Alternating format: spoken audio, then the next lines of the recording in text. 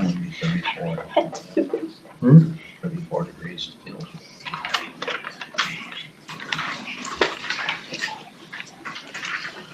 All that.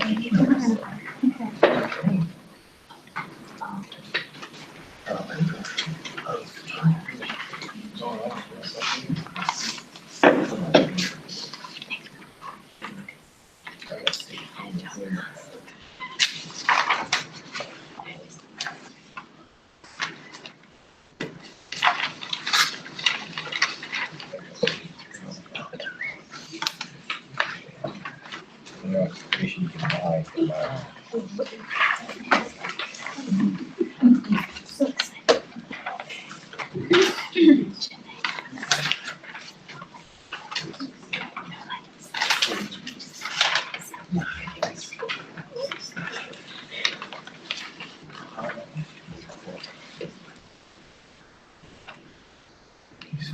Football game.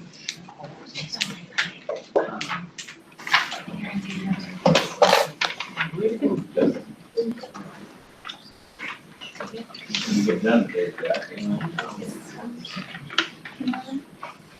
No, I was. Saying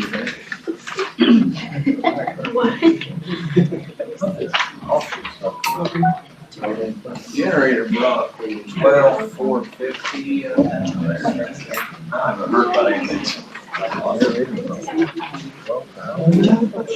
Yeah, I mean, I don't know what you thought at. I was I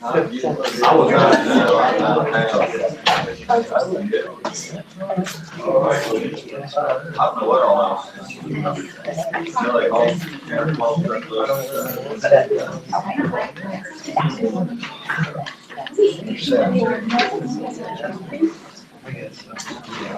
All right, we'll call the meeting to order. Everybody want to join us in the Pledge of Allegiance?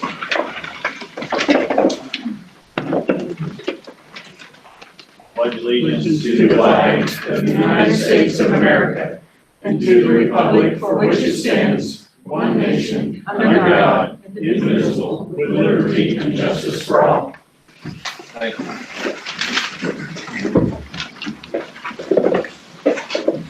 Got a motion to approve the agenda?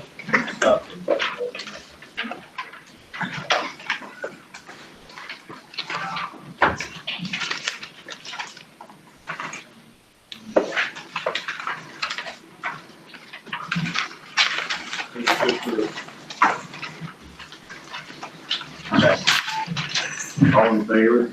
Aye. Opposed? Public hearings. Public hearing to approve plans, design and specifications, estimated cost, form of contract, and to request bids for the East Street Culvert project. I'm going to excuse myself to avoid any possible conflict of interest. All right.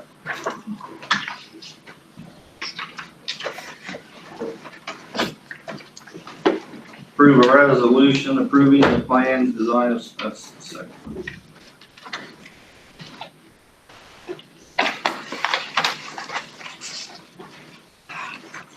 So is there any public comments on the public hearing?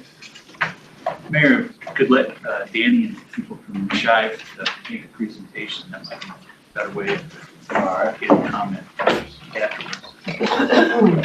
With us tonight, I have Marty Algren and Mark Harpel. They're with Shive, and he's a civil engineer and project manager. Show his hand out there. Picture has a copy of the plan, shooting the full plans, and then wants to see those.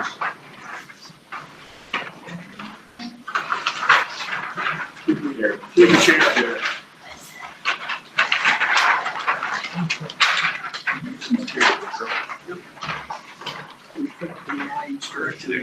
Can you put it up on the?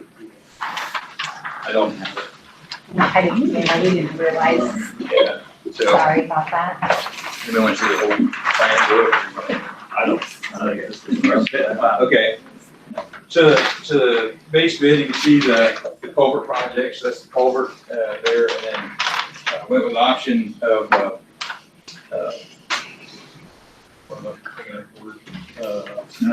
alternate is, it'll go bases with the culvert with gravel, overlay, and then alternate come back 4 months later to pave the 25-foot capacity roadway, actually pave that square fix.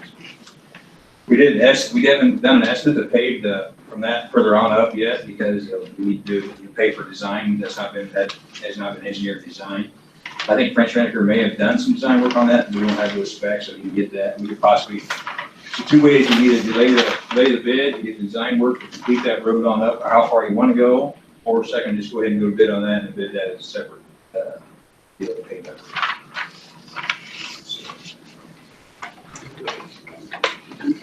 So are all the utilities and everything that's there out of the way from what, I mean, will they need to be moved? Yes, so there is sanitary sewer in the water main on the east side of the East Street, and they're deep enough that the box culvert will go over the top of them. We need to coordinate with the gas company if they want to encase their gas main. So we do need to do that yet, but they'll either need to move it or encase it. Is the phone out of the way? I think that's That's, the one on the top over there. Well, they had, when they had that break, you know, they got that one that goes, That's, oh yeah, that's, yeah, on this side. That's on this That's side, the is it? fiber on that side. but is it out of the way? Yeah, yeah, we did this, I think, 2 months on there is fiber.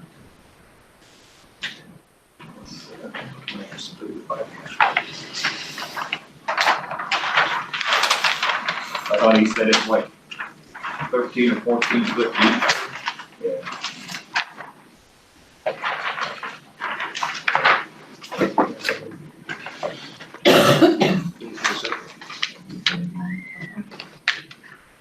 yeah, and you know, with council approval of the plans, then we'll send them to all the utility companies and then coordinate with them if they have any,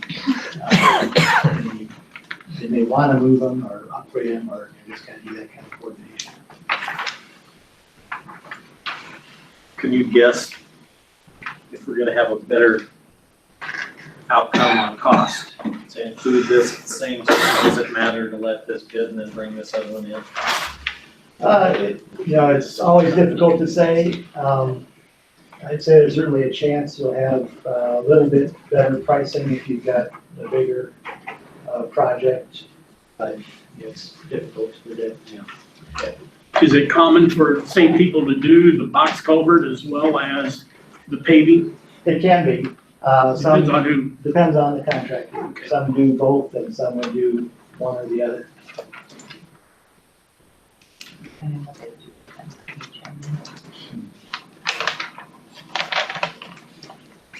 So it's gonna sit for 4 months, just gravel to settle before we put any encroachments on it. Correct, that's how it stands right now. So we could probably get some information on this and possibly do this section, the approach and all that at one time.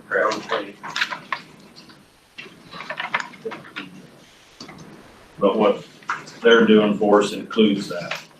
Includes the culvert. And that- And that's, yeah, basically what you see right there, yeah. At a later date. And we're gonna go with working days, so based on, Ryan, county, engineer, administration, construction administration. So, he suggested we working days, so again, we'll set the date, we'll have we want to be completed by Memorial Day. Back up probably, they start date April 1st, they can start sooner than that, but the clock starts counting. And of course, once we'll allow for weather and work time, but we'll set the work days, and then anything after that, liquidated damage is $1,000 a day, not complete.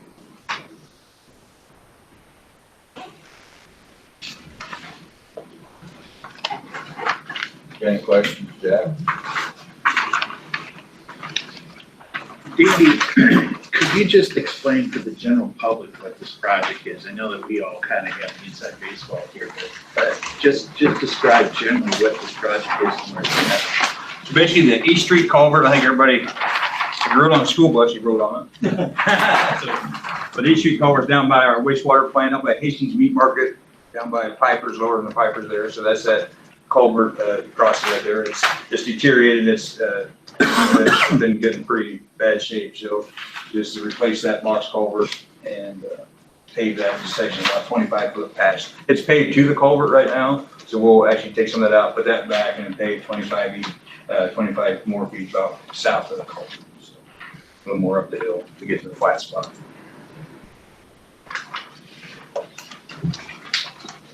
Any questions? Is there any thought about going on up to Highway 2? Yeah, we discussed going, South Fork entrance was about as far as we talked about. When you get up to the intersection, there's a lot more work with the state involved, and it gets to be a lot bigger project at that point. So I think it's kind of what we talked about. We're not taking it clear out, but right now our second step of it would probably be the driveway itself. More technically, the property line between the sewage treatment plant and the cemetery, which is really across the street from South. I got that fence line there. But that would be an alternate. That'd get rid of 99% of the bumps, Bruce. That road's terrible, terrible.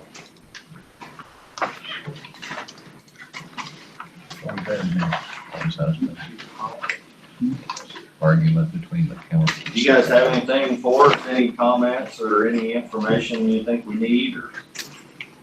You got it all here in writing, I can't read that fast. Yeah, there's a lot there, I realize, just as a summary, so the plan sheet that you've got, the cost, the engineer's cost opinion is about $290,000. And then to do the additional paving would be another $530,000 as an estimate. And as you mentioned, the road is in bad shape, so it would definitely be a big improvement. And related to the culvert, I think, as Danny mentioned, it is just deteriorating to the point where you've got a load limit on it. But also you'd see some safety improvements with the culvert being longer, where you're not going to be driving right up against the edge of the drop off there. And then the road width would be continued at 25 feet. So basically 2-lane road with curb and gutter to help improve the drainage and try and prevent some of the erosion that's been going on that you can see out there. What was the 500,000 for? That would be the road paving. No, from Here on, yes, yes. How far is that? Well, that, The distance we're talking up to the property Yeah. line, 600 feet? 600-700 feet, yeah. And that would include storm sewer and curb and gutter and. Yeah. Culvert being longer actually helps us out too with the city. You notice that Chris really kind of goes straight into our wastewater area there, and it's really kind of in the road. We filled that in for quite a bit. This will kind of more or less push it a little more south now, straighten that out. So that's why we went with a little bit of length on there too. And also, eventually, if you wanted to put a trail or bike path down there, could potentially then maybe just a 10-foot. Okay.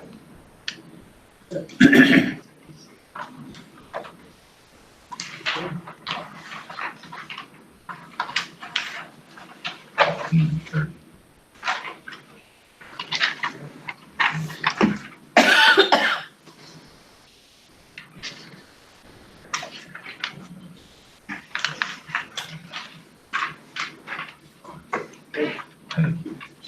Thanks.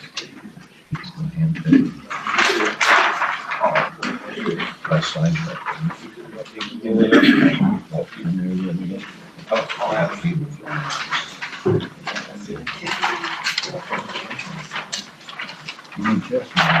Does anybody from the public have any questions or comments?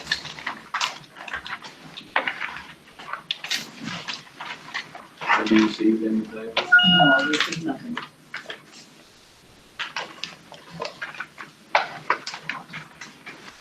So I guess we need a motion to approve a resolution approving the plans, design, and specifications. I move we close the public hearing.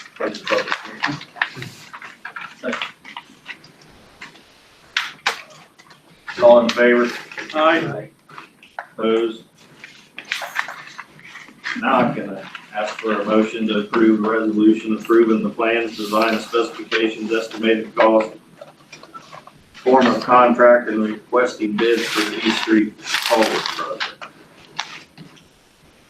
Just as a comment, the intention would be is to bring this project back for award on the November 15th council meeting. Obviously, we're looking at trying to get in queue so that this project can start as early as the beginning of the spring when the weather clears.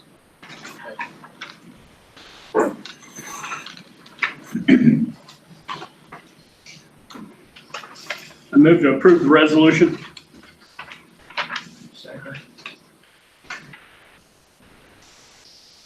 John, Yes. Earl, Yes. Jack,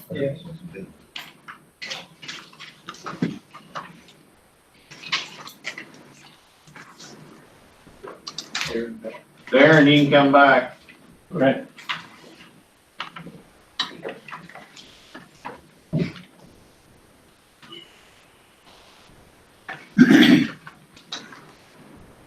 I have a motion for public hearing to approve increase in electric and gas rates.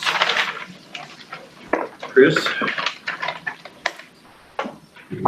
So as you requested, the new ordinance changes, they incorporate so they update the ordinances to our current practices with rates that have been changed by resolution in the past. But instead of increase, so we left the gas alone and compared to last time we met, it'll be a $5 increase on the minimum plus a 2.5 cent increase on the per 100 cubic feet usage fee. As I said before, we're expecting a 3 cent discount in the near future on the usage fee. So while we're passing on an increase on the usage fee, it won't be an increase to our consumers. On the electric side, we had talked about a 5% increase on the industrial or general service clients. We have, at your request, we adjusted that to do a $5 increase on each facilities charge, which would bring, and those are all reflected in there, would bring, it would add a facilities charge to the general service clients that didn't exist before. And all of that is to cover the anticipated $80,000 increase that we're expecting from Southern Iowa Electric that began October 1st. So that's the proposal that's before you. I do want to mention that after we visited and hearing the council's desire to make sure everyone contributed to an increase if we had one other possibility would be to increase the energy fee for all customers by 0.3 cents. That would impact all customers from 2.5 to 3%, depending on which rate class they're in. The impact would be that some of our customers might see less than the $5 a month increase, and the higher usage customers would see more. So it basically, if you use more energy, you're going to pay more of the shared increase. I'd be happy to take questions. Did everybody get the email I sent them that come from Greg Proctor? Yeah. On the possible decrease in April for the year. So the other alternative that you just spoke of is not something we talked about, right? It isn't, but I was just, Okay. I wanted to bring, so there's two ways you can raise rates, right? Yep. One is to raise the fixed cost, the monthly fixed cost, which is what we talked about, raising a fixed cost of $5 for everyone. The alternative would be to raise the usage fee. So you increase the rate per kilowatt hours consumed. And then what that does is when you have a fixed cost, you're going to hit the lower end consumers harder than the higher end consumers. Because if you only use 100 kilowatt hours, you're still paying $5 increase no matter what you use, right? Versus if you do a 0.3 cents per kilowatt hour increase, that increase for a very low end user is going to be pretty small, but a high end user is going to feel that increase more. And so it's, to me, the question is who should share the cost, right? Should this increase be passed equally to each meter, or should that cost be those that use more energy carry more of the increase. And that's really a policy question for you, right? However you want to approach it.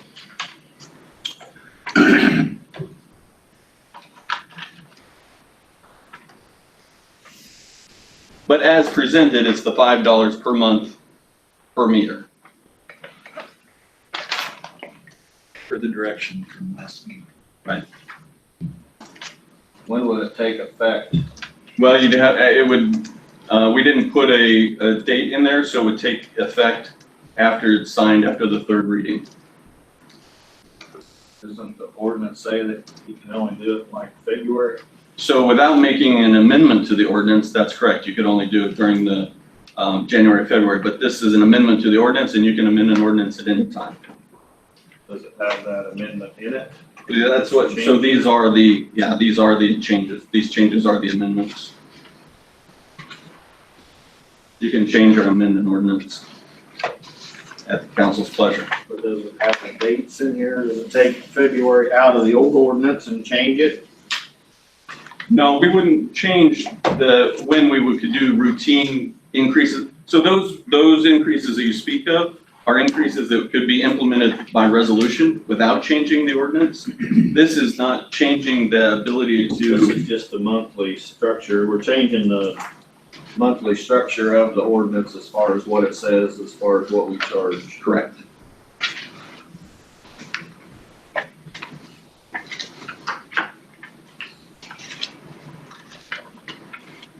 Chris came up with this as a recognition of two ways of dealing with what would be considered cross-board increases. One is obviously rate dependent, the other is a fixed fee dependent. And as has been explained, impact on lesser users would be the impact if you used just an adjustment to the same rate across the board. If you had a fixed fee, and you apply that to each customer, regardless of how much energy they use. So that's really what's before you, unless you want to change again from what we talked about 2 weeks ago. But there's two options here dealing with across the board. And the reason I want to bring the energy approach just is because, I do remember hearing the discussion about those that are on, fixed monthly incomes, and this would be one way that you shield them, but still they bear some burden, but Right. not as much. I think that'd be my preference. What do you guys think So- about that? How does that affect those industrial customers that we had talked about who are not meeting what our costs are? So on average, those industrial customers will see about a 3% increase across the board, right? The lower their current rate, effective rate, the higher their percentage is. So if they're a customer that's effectively paying 8 cents a kilowatt hour right now, they're gonna see a higher percentage increase. It's gonna be more than 3%. If they're one of those customers, so just to give you an idea, the ones that are at the low end of right now are the hospital, the school, the grocery store, because they have a very fixed energy consumption pattern. Those customers that are on the industrial rate that are paying a higher effective kilowatt hour are like a Nutrien or a Troy Elevator that see their power consumption fluctuate a great deal. So those that, if they had a 15-cent effective rate right now, they're gonna see about a 1.5% increase. Okay.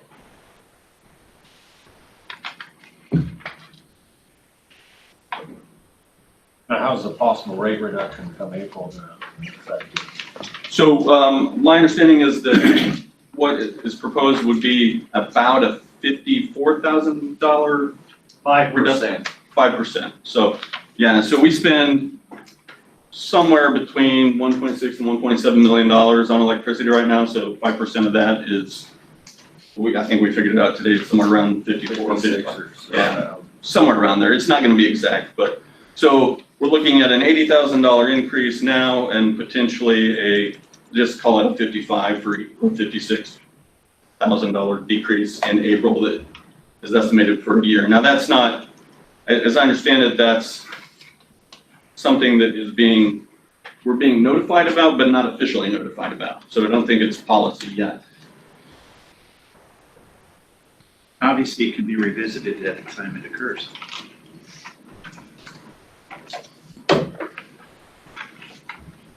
So does it, either way, the revenue basically stays balanced on the rate side of it, if you do the flat fee or if you do the percentage? Yeah, so I took an $80,000 increase either by a flat fee or by a rate increase. Either one is about 80,000, assuming 2017 usage patterns. Yeah. I would rather see us be able to, lower end users myself. I don't know how you guys feel about that, but that'd be my preference. Not quite there yet. How you feel? You agree? I believe that would be. Yeah, you had close up hearing to make a motion. I got a question. The demand customers don't have a facility charge, am I right? Not right now, but what we were talking about was adding one, That was, they'll get one. depending on which way the council decides to go.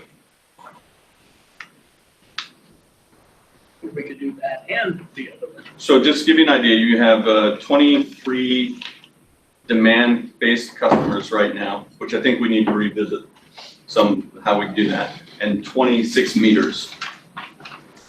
And your top two are the school and the hospital, which are each somewhere around 10% of our total consumption, each one of them, give or take.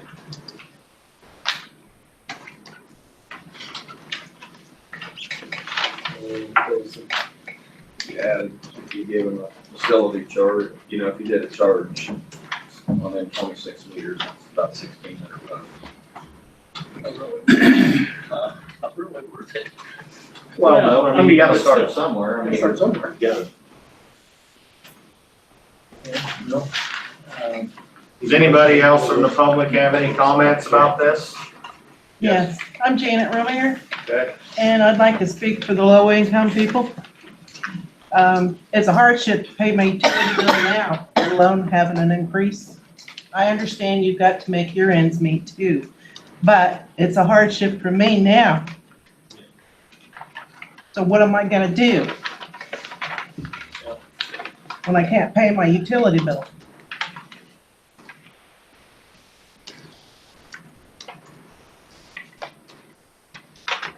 Just consider those people, and there's elderly people in there too. Absolutely, a lot of them. Yes, Yep. we're majority disability and elderly in this town, and they're all in the same boat.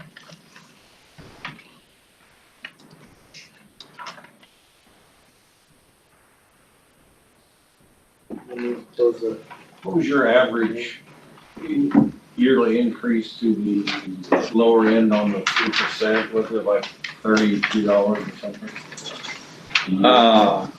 Yeah, I don't know the number off the top of my head, but you're gonna have people that run anywhere from probably 400 kilowatt hours to 1,000 kilowatt hours in typical residential. So if you were at 1,000 kilowatt hours, you're looking at $3 a month, and if obviously 500 would be $1.50 a month. If we went at the 0.3 cent increase. Pretty small impact. I was thinking the lower end was like $16 or $18 a year. In terms of an increase, Total increase for some of the lower end users. $1.50 a month. Would be, Be 15 or 16 bucks. And I know that's 15 or 16 bucks. and keep in mind that what we're talking about, If you don't wanna drive on a gravel road to get home. $5 gas fee, which I think we really need to do something on the gas side because of where we've been for the last couple of years. So. Does anybody have we've mainly talked about electric, does anybody have anything on the gas? Or both been the same public hearing? Why don't you summarize gas, Chris? So again, the gas would be a $5 per customer fee added, which, so $60 a month, or $60 a year, excuse me, along with a 2.5 cent per 100 cubic feet. But again, we were looking at a 3 cent per 100 cubic feet discount, so the customers are actually gonna see a slight decrease on the usage rate, but an increase, a slight decrease on the usage rate, assuming that our fuel rates are constant, because we charge, our retail gas prices vary based on our wholesale gas prices, unlike the electric side, right? We just add a fee on top. So, a handling fee, right? Distribution fee for, maintaining the pipes and the guys and the meters and so on and so forth. Low end, obviously, with the discounts, probably in the range of $50 a year. Now you're gonna have,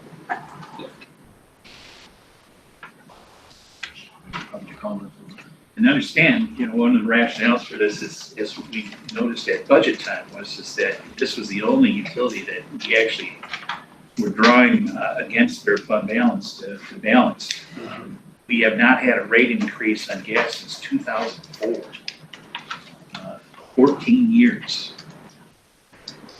So Well, electric's been what, 2014. 14, so it's been, Yeah, then we've had we've several, made 200,000 since then. we've had several rate increases with electric that We we haven't have passed absorbed.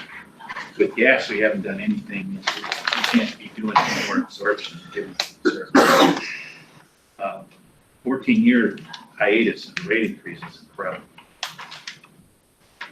And then to be able really to just have to go this small Exactly. to cover it, to cover it.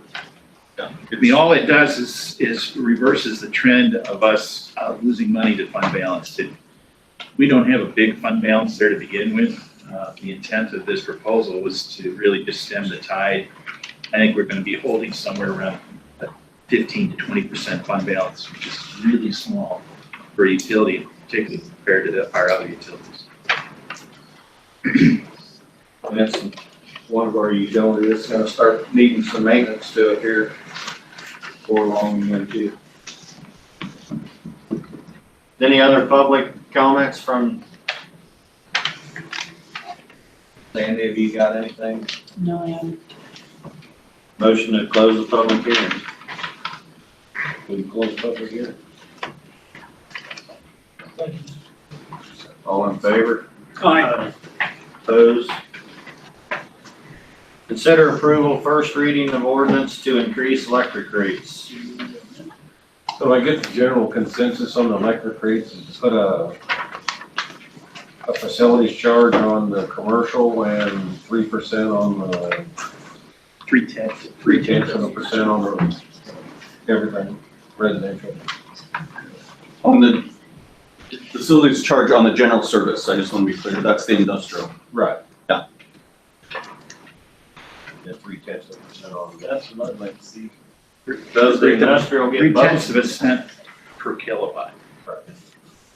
Everybody across the board. Everybody across the board gets 3/10, plus the industrial gets $5 a meter. Which right now is 0. So just comparatively, you're looking at the low end being $11 essentially per meter up to 27, I think. So a $5 per meter fee or $5 per meter fee facilities charge is still really at the low end compared to the other services.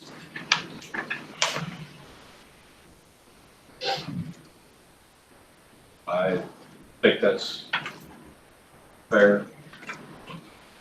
Is that a motion to approve the first reading? With the changes.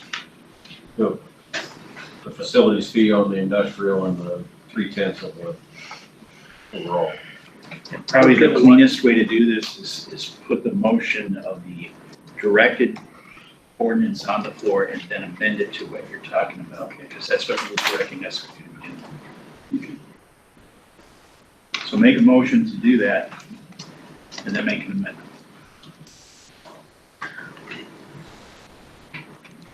Make a motion to do the directed. To Made a motion to approve the ordinance as presented. Motion to approve the ordinance as presented.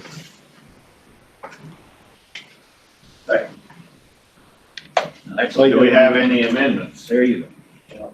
Make a motion to amend the The ordinance. ordinance as presented to $5 facility charge and 0.3% or cent Kilowatt hour. kilowatt hour. Have a second for the amendment. Yeah. Struck. Now we need to vote on the amendment.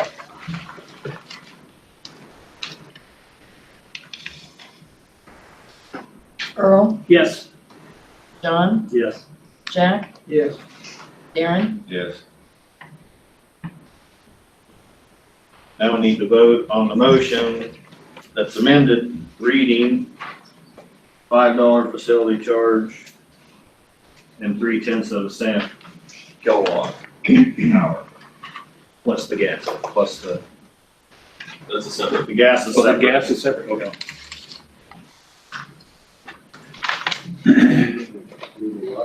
We just need to vote on that. We voted on the amendment, now we gotta vote on the motion that changed, that we changed. Move to approve said amendment. Said motion. Said motion.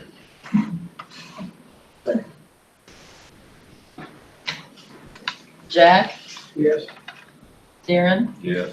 John, Yes. Earl, Yes. A lot of running around to get to a short. I vote third. We gotta do it 2 more times too. Consider approval of first reading of ordinance to increase gas rates.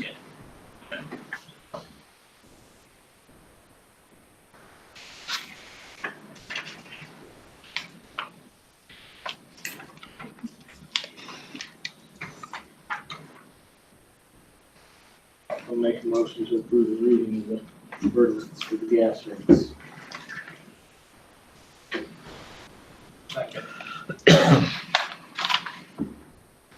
Darren, Yes. Earl, Yes. John, Yes. Jack, Are we gonna amend that one too? No, we Everything can't amend it now, we already done it. Well, you can under second. Yeah, with the second reading, we can amend it. Approve it as presented. We are. You did. That was just the first reading. Yeah. Consent agenda. You're not gonna go any farther than first reading then? That's not on here. you can go ahead and waive it even if it's not on there. You can wait. You motion, I'll make a motion to waive the second reading. second, third for the electric. Yeah, for the electric. Okay. I'll second that.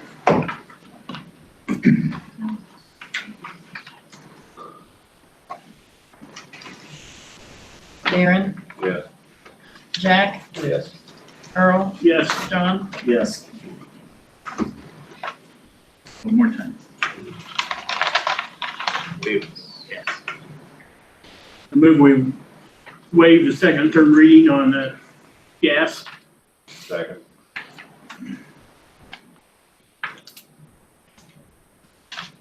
Jack, Yes. John, Yes. Earl, Yes. Darren, Yes.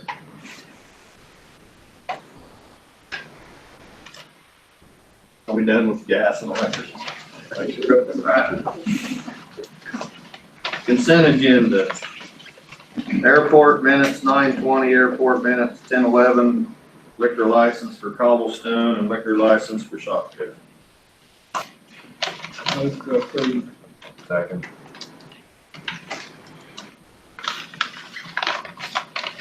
John, Yes. Earl, Was that my name? yes, No. Darren, Yes. Jack, Yes.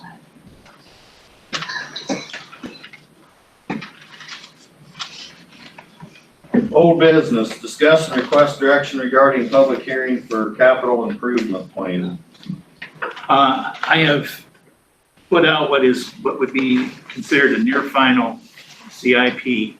I think it pretty much reflects what the status is from what we had from the workshop meeting. I'm just presenting it to you all just for your information, and if you want to make any last comments to me to try and make some adjustments for the meeting of the next November 1st. Given the nature of this plan, probably is worthy of a public hearing because it's, if you will, a subset of a budget. And to go over it, there's obviously a lot of emphasis on streets, talked about how it will be financed. This plan talks about financing of all the capital improvement plans that have been, or capital improvement programs that have been identified. We really didn't spend much time talking about anything else other than the fact that in the case of water, we have a CDBG grant that has been applied for that we're going to wait till spring to find out whether in fact we get it. That CDBG grant would fund the last segment of about a 10-year program of replacing all the water mains in the city. It's the last segment. As far as gas is concerned, there is no capital improvements being contemplated at this point in time. As far as electric is concerned, between the Cadmus work and also some in-kind support that we're getting from Iowa State University, they are going to be helping us actually design and develop a CIP for electric services here over the next 6 to 9 months, so that realistically a CIP for this would be something that we would really look to implement a year from now with the next go round. There's a lot of things that have to be done with electric. We know that, for instance, we got substation issues. It goes on and on and on. We're just trying to figure out where do we want to most effectively spend our dollars. And that would be coming forward to the council for a review at least 6 months from now and be incorporated into next year's plan. The only other thing worth mentioning is the CIP. In the CIP is the wastewater treatment plant improvements. We expect to have a plan that would be submitted to the DNR in the spring as far as what they would allow us to design and build. HR Green is doing that work for us right now. There's some intermediate approval points that gets us in December and March to get that plan to be submitted. Later on in 2019, the work would then commence on actually doing the design for ostensibly a bid letting in 2020 for a project that could take more than a year to construct. During that period of time, we're going to have to make, well, starting probably 6 months from now, we're going to have to make some decisions as to how we're going to pay for this. Depending on how the plan is implemented, it could be as much as maybe $3 million in the first phase of this development. We do not expect to be using bonds. We are going to be using SRF loans that are given by the state of Iowa. It's actually federal money that's administered by the state. Those loans are specifically set up to be below prime rate, low interest loans, so that we can pay these things off in 20, maybe more, as far as the stretch is concerned. The plan would obviously then, to pay those bonds, would require us to raise rates on sanitary sewage treatment.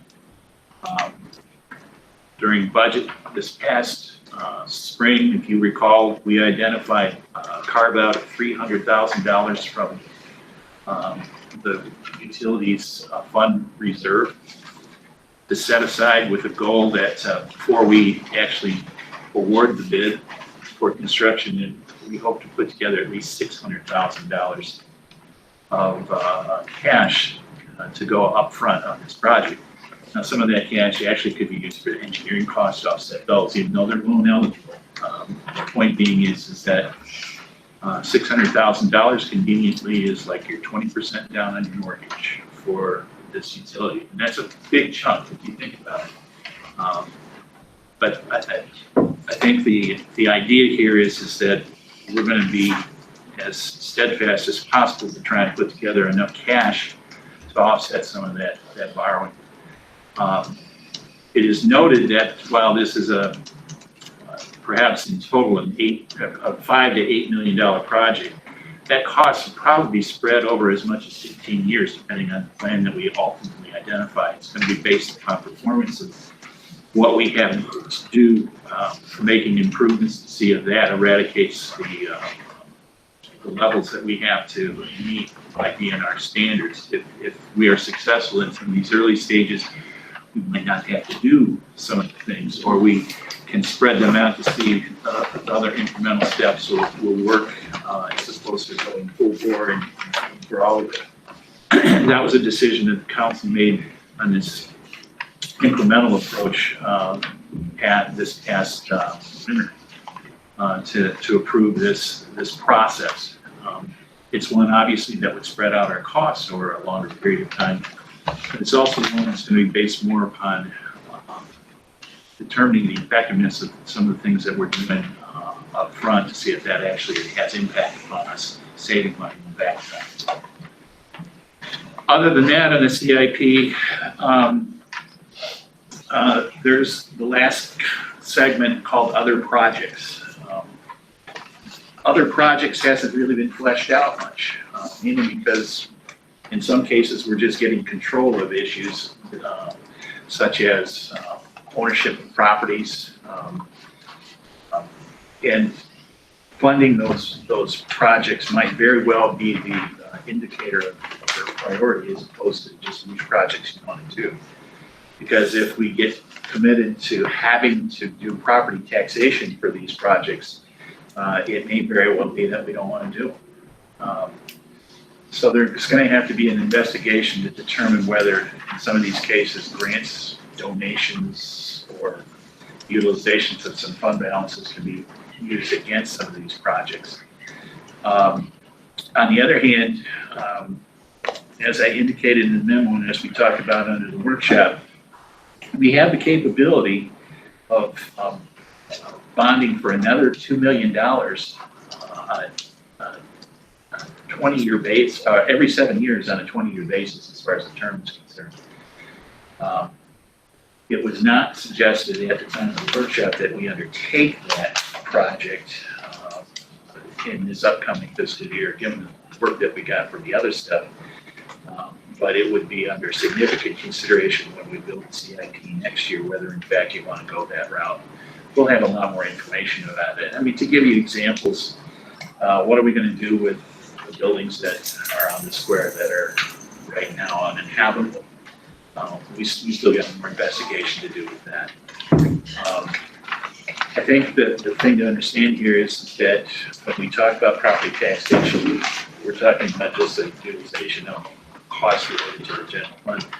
There is tax income financing available for these things that obviously would not have a direct impact on any taxpayers working on the increments developed by those properties to offset some of that debt service. But again, it's too early to say how effective a TIF project would be until we get more of the parameters down and understand who the players are and who may very well be other than the city in these projects. So that's a CIP. Again, if you want to make some adjustments or you have some comments that we need to bring forward at the next council meeting, that would be fine to get them up ahead of time. The intent of this meeting tonight was just to introduce the near final draft and notify effectively the public that we would be talking about this in an approval sense 2 weeks from tonight.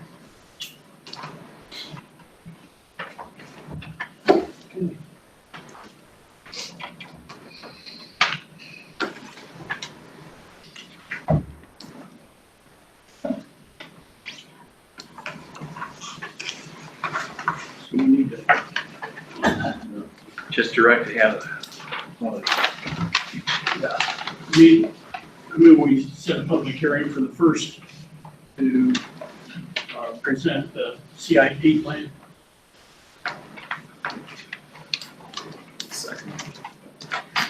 All in favor? Aye. Opposed? Consider update from Cadmus. So, Ryan Cook is gonna provide the update via video. I'm trying to get him visible here.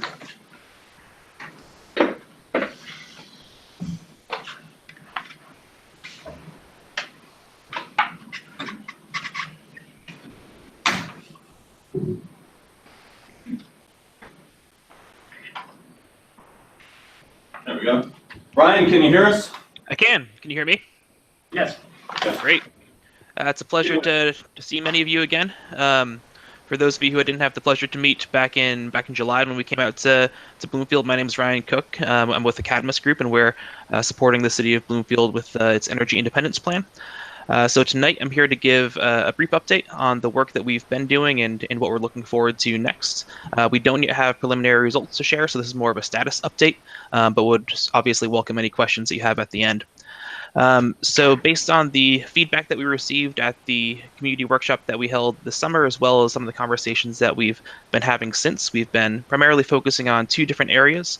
One is continuing to understand some of the different options and policies and programs that may be suitable for Bloomfield, and really understanding the different perspectives and the range of different perspectives that different folks in the community have on some of those potential ideas.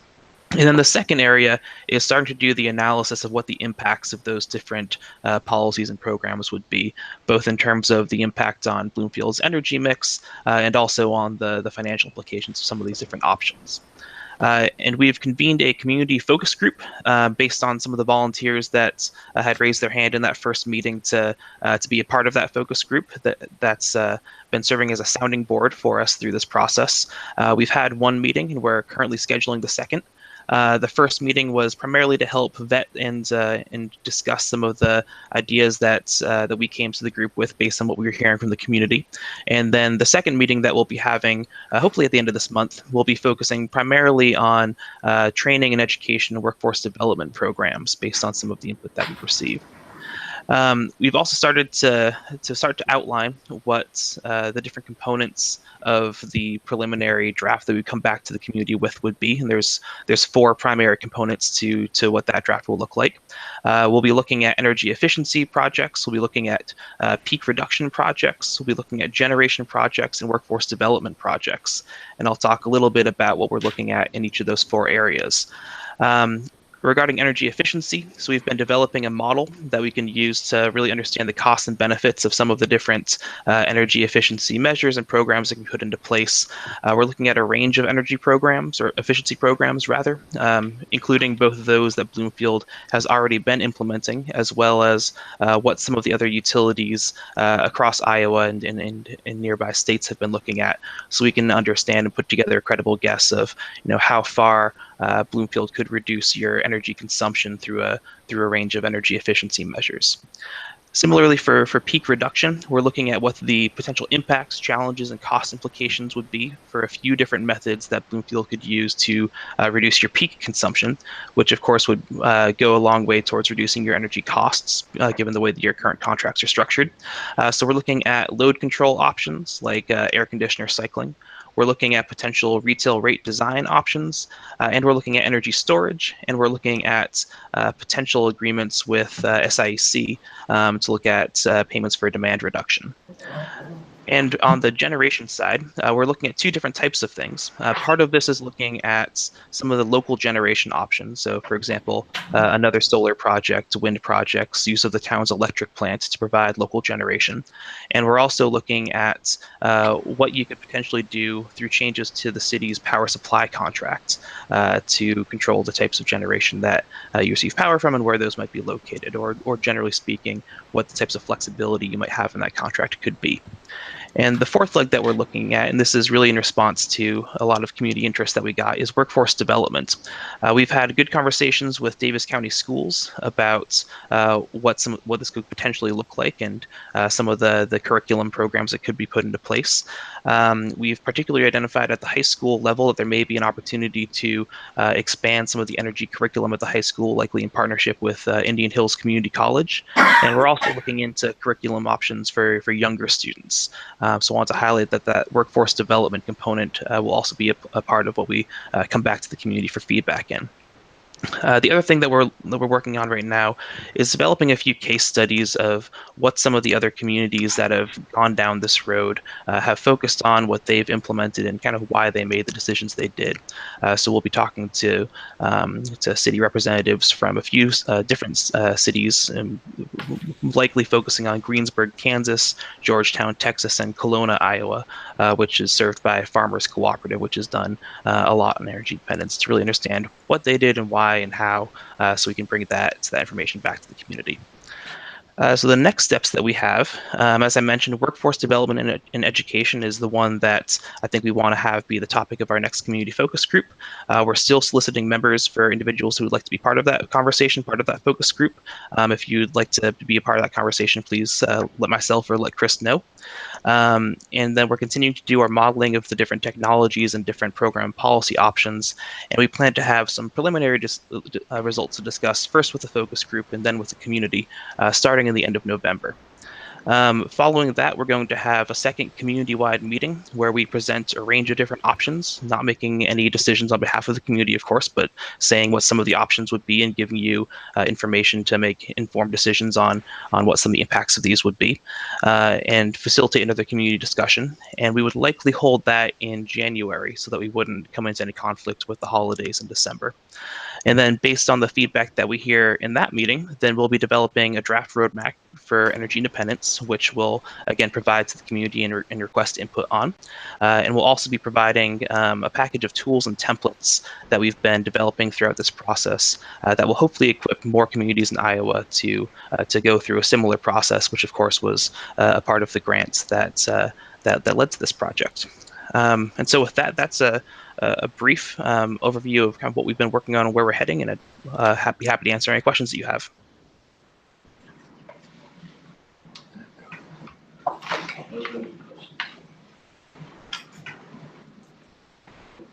Any questions? Sounds like you're busy. Thanks for your time and effort. Of course, thank you, and looking forward to being in touch. Thanks. Thank you. Thank you.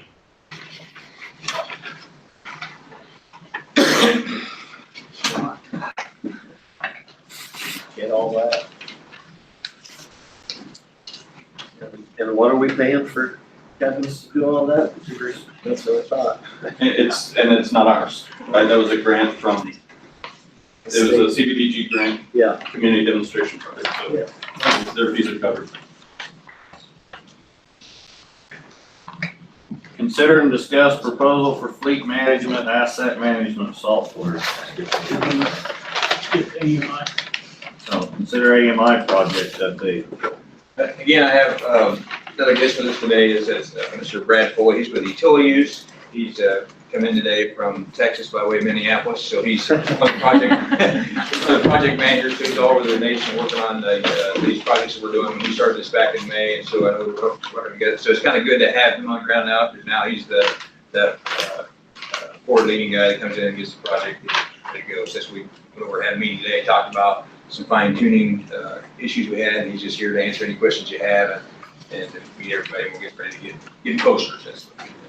Okay. Question, Brad? Yeah, thank you for having me. So with Utilities, we'll be handling the labor portion of this project. I don't know how much you've talked about it so far, but essentially we'll be installing a radio on all the gas, water, and electric meters, which will allow a vehicle to drive down the street and collect all those reads without a reader having to go touch each one.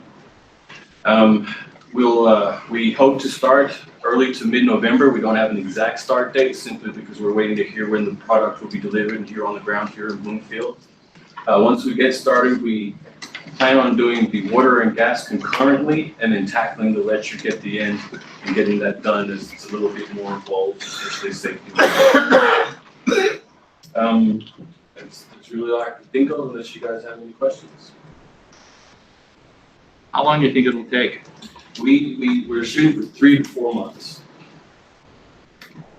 Any specific challenges that you weren't planning for that you see now? Nothing that we weren't planning for. We hope to be minimally invasive to your residents. Of course, the electric and gas meters are on the outside of the house.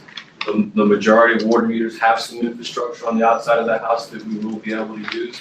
On the ones that we will not, we will have to contact that customer. Primarily, we'll knock on the door and see if we can get access to the water meter then. That would be great. If not, we'll schedule a time. And if nobody's home, we'll leave a door hanger telling them how they can contact our lead supervisor. And we'll schedule a time that works best for the resident.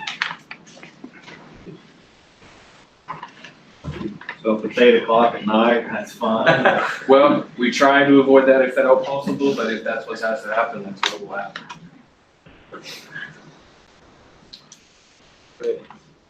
Most of the water meters have the little black reader on the outside, and you're just gonna change that, right? Change or an update will attach a smaller piece to that. Or a larger piece, or, yeah, sorry.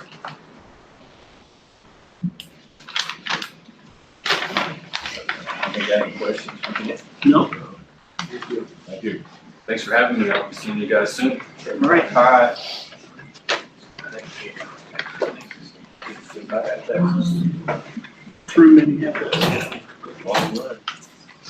Consider and discuss proposal for fleet management, asset management software. So we've been, when Danny started, we realized we were really behind the times in terms of having the ability to track our fleets, our assets. We know we've got a lot of inventory and other things that we don't have a good handle on.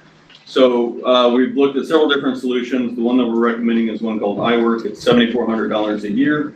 It'll cover fleet management. The asset management that we're talking about right now is streets. So it'll actually let you put in every street block by block, put in the current condition, the width and everything, and then you can assign values to those streets, and then also assign cost estimates to upgrade them. So as we're doing the CIP, this will be a great tool to help see which streets are next and how much we can afford and so on and so forth. Additionally, it'll have sections for code enforcement and for permitting that would be available online to our customers so that they could, if they choose, they wouldn't be required, but if they choose, they could go online to submit and receive permits, as well as to submit issues that they think we might need to look at in terms of code enforcement. We looked at a lot of different solutions, and actually this was one that I really liked straight out of the gate, but the price was too high, and they followed up with a sales call and said, hey, why didn't you buy? And I told them, and they came out about 60%. So I think it's a good solution. Still sounds hard. So I'll let you pay online too? No, this, for the permits it would, yes, but we aren't there for utility billing in this solution. There is a way you can pay your utility bills online, So I meant the permitting or whatever. Yep, and you can pay online, you can pay other things if we have them. And it incorporates GIS too. I didn't mention that. Does So mapping and, yeah. Yeah, I think it's gonna be a great solution. It'll take a little work to get it all, built out, but.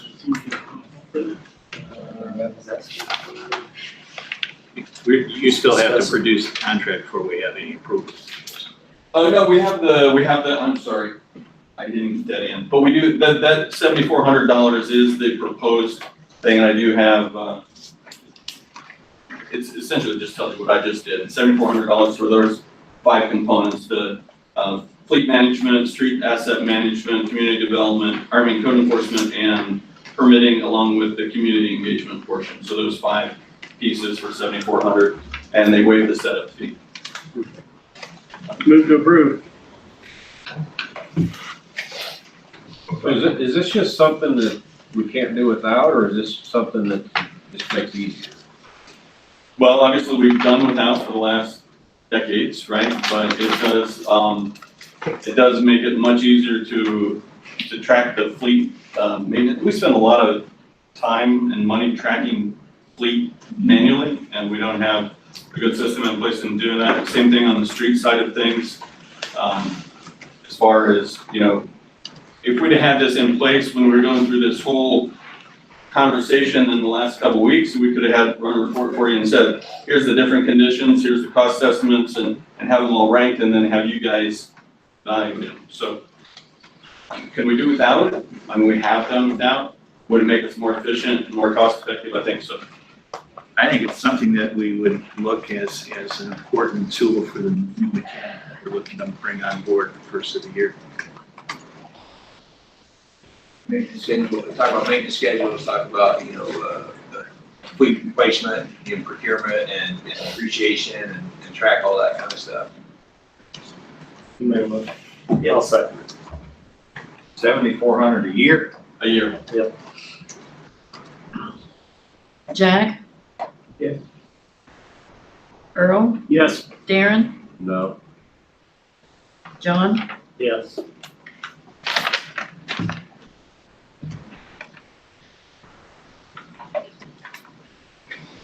Consider approval of a resolution authorizing the purchase of natural gas from FIFA Inc., approving the execution and delivery of gas supply agreement and other documents relating to said purchase, approving the issuance of bonds by FIFA Inc. and addressing related matters. You've heard me talk about the potential discount for gas purchases. This is the vehicle for that. We're already the city is a part of the 28E group of other municipal gas purchasers. This is an amendment to that contract that allows, amendment to that 28E agreement that allows certain types of bonds to be issued that will basically give a percentage, a discount on the rate, and that would be passed through as a rate cut to us. It's a guarantee of 30 cents for the first, 30 cents per 1,000 BTU, or which translates to about 3 cents per 100 cubic feet for the first 7 years, and it's a 30-year contract that could be changed over time, but with a minimum guarantee of 24 cents or over those years. It's really, I know it's a thick document, and us changing any wording in that document is pretty not going to happen because it's been constructed and we've been part of it along with several other municipalities. But it's really for us to decide whether we accept that amendment or not. But it gives, like I said, it gives us a good discount on our gas, and I don't see a good reason to not accept it. Move to approve. Second.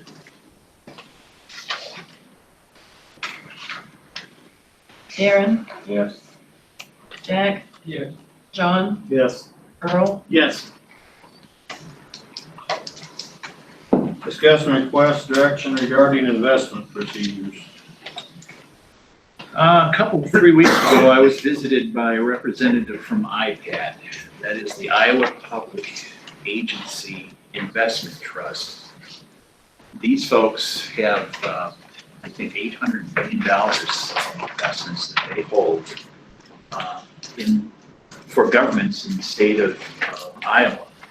They were functions created by the state of Iowa and its government as a way to have public funds invested in a secure manner.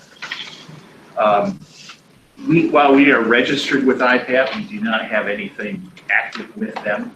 And quite frankly, the circumstance related to the city, and for that matter, cities all over the state, is that because interest rates were so flat and so 0%, that other than a nominal amount, we were not even earning interest on what would be considered our checking account and things of that sort. We have never really taken part in what would be considered an assertive investment portfolio, mainly because interest rates were affecting our balances.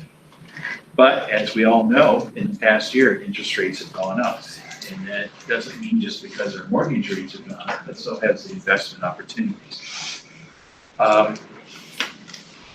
When I went over to Success Bank, we had almost 3/4 of our entire investment portfolio effectively in a checking account that was getting us a nominal figure.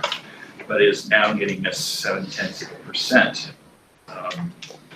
We also had about $700,000 in a now account that was earning us about, now on an increased basis, about 1.8%.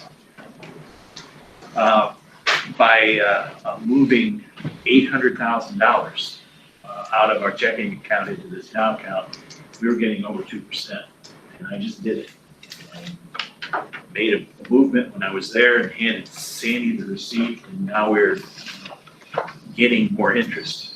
But that also triggered the situation of, well, how much more can we really do as far as interest is concerned?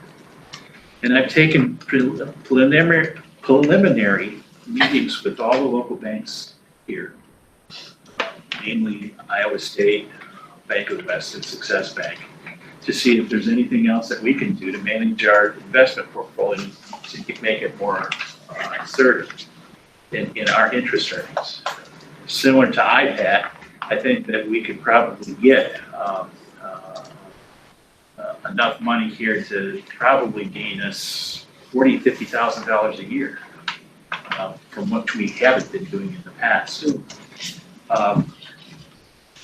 I think that the idea here is that we need to recognize that we do not want to invest in things that are somewhat, I don't say sketchy, but they're not as safe as what you'd expect to do with funds.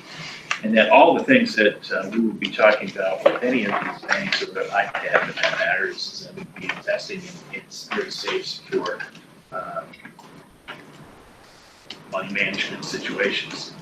It also means that we might change how we do our checking book, check account. We might look at having actually less money and balance in the checking account because we do not need to have $3.7 million in it. But I think the thing here is that if so directed to go out and get deals, if you will, we would first look at our cash flows to determine how much we can actually commit. I'm thinking that we could commit $3.5 to $4 million into higher yield investments. Back in the day, we used to do this where we would invest in local banks and then we invest in T-bills because they're very safe. But now with, for instance, IPAD and other agencies looking more at this in a more secure sense, and that FDIC rules, in our particular case, means that we are completely insured as opposed to private sector. We probably have a little bit more flexibility with the banks than what we used to have back in the day. But I'm glad I did inform you on this because this is some real money. And it would be my hope that by December we would have something before you to approve. If we have to make some changes to our relationships with the banks or without that. But it's my goal to try and get a portfolio updated and earning a lot more money no later than the first of the year. How liquid is this? The liquidity is something that we would insist upon as far as our needs. Now, it might not be quite liquid. For instance, the one now account that we have right now, we can write checks out of that, I think, about 5-6 times a month. And all we would do is take that money to restore and put it in the checking account. We could get some arrangements with some of these banks and have that done automatically if a certain balance is hit. In some cases, one bank, if we have a whole lot of different accounts, they wouldn't look at each account individually. They would look at the aggregate of what we have invested in that particular bank and look at the interest earning capability in that context. So it might not even be so much a minimum balance to begin with, but it will give us the opportunity to manage the funds a little bit more. And we now have a reason to do it because there's money to be made. This will all be low risk though and federally insured, so we don't really. Yeah, I mean, not an issue. back in the day, I've done policies where we say what you can do and what you can't do. I don't think we need to go that far because we're gonna be talking about some very safe and very simple instruments, really. But the point being is, we're not gonna be putting money in the stock market. We're not gonna be buying bonds or anything like that. What we'd be doing is really dealing with the money managers at these local banks that provide this service anyway. We're just gonna make them work harder.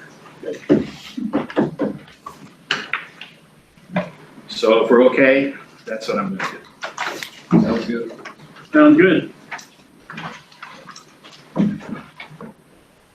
Discuss and request direction regarding acceptance of 110 West Franklin Street. Well, this is an issue that's been out here for a while. We know that the excavation is kind of at a stall. We talked about this 2 weeks ago. I haven't heard anything more, Mayor, from the Bloomfield. We had a meeting tonight. Okay, so you know more than I do. We discussed the fact that it looked like it was kind of a sinkhole. And we went and looked at it. I looked at it again after the meeting and was informed that he quit putting dirt in the hole because we discussed maybe working on it and digging it back out. So there never was dirt put in there. So it's not a sinkhole. It's a big hole. But the other thing that was brought up after the meeting that they told me about, the county is considering possibly putting a fence around that tower. The tower, okay. Because they've cut all the bare ground wire off of it and took it. So now they're afraid somebody might climb it. So if you put a fence around it, you're looking at probably 2 to 3 foot wider than that tower is all the way around. I mean, that gets you out into the alley quite a ways. So you're back to the deal, are we gonna look about trying to move the tower? Or at some point? Well, at some point, I think the question that I have is, are we going to accept the property? I guess that, I'm just giving you the information that I got as far as, so, I guess they're ready to give the property as is. And the reason I think if we wanted them to fill it full of dirt, they would fill it full of dirt. I think he quit filling it with dirt because if he was gonna do more, if we wanted him to do more excavating, there was no need digging the dirt back out. Yes.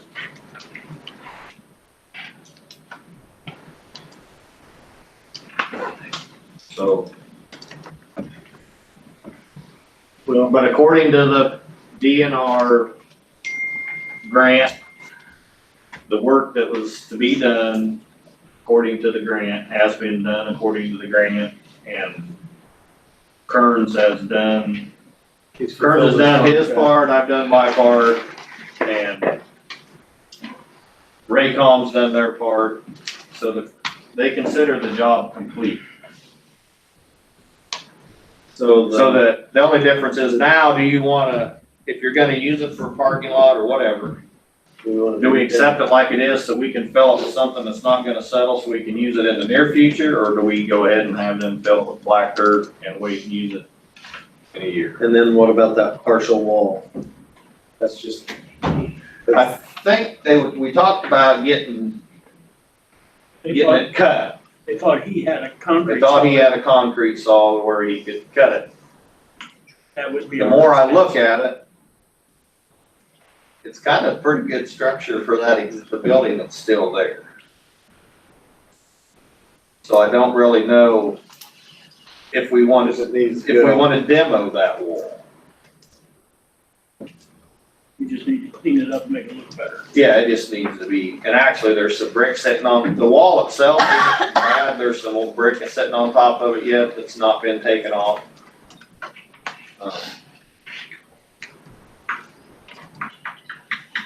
So I guess if you wanna come up with a list of 3 or 4 things you want done before we'll accept it, we'll just give it to the public safety and they can do it, and then we'll accept it, or you can accept it as it is. Does public safety have any sense of trying to do anything more for this?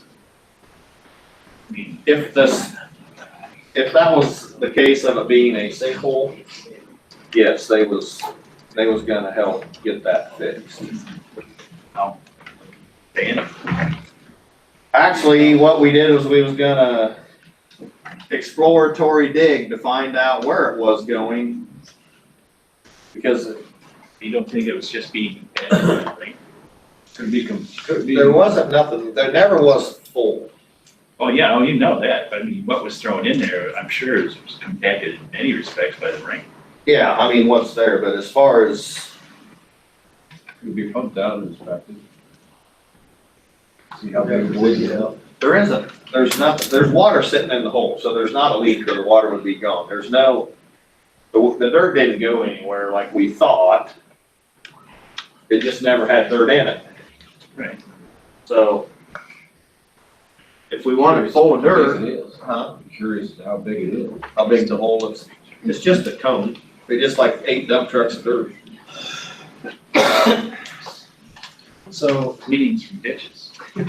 I did bring that up, and, would recommend that There was some, they use black dirt. there was some fill in there from the standpoint that there was walls here for the cistern.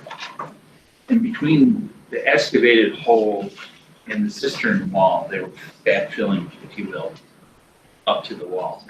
But the major hole is really where the cistern was. There hasn't really much of anything in that. But there has been some fill put in there. And I think, I don't think that's migrated anywhere. I think it's just compacted by all the rain. More like level. No. If we were gonna make a parking lot out of that, you know that we're gonna have problems if we don't take care of it. Well, I'd rather see sand. Yeah, absolutely.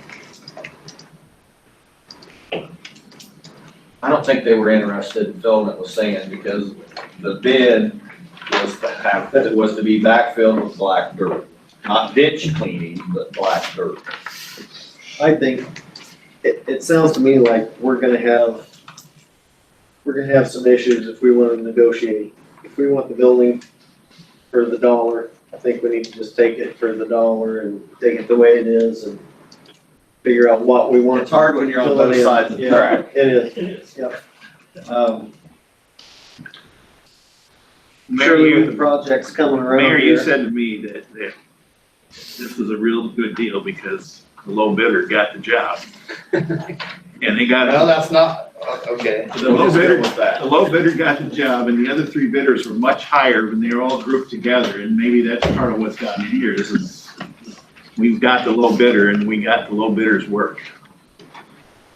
I wonder what would happen if the Public Safety Committee had 4 bids in the $20,000 range. Would they have used one of them? Yeah, because the grant would have covered it.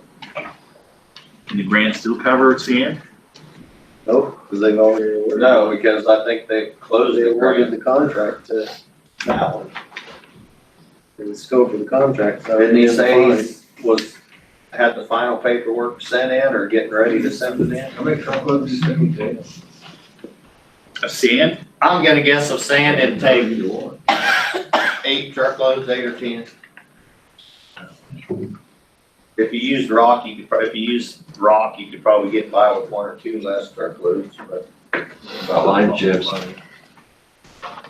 And watch. What's the load of sand cost? Probably $450.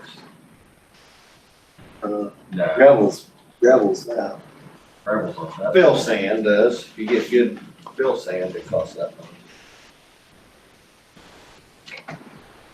I get a price on sand and.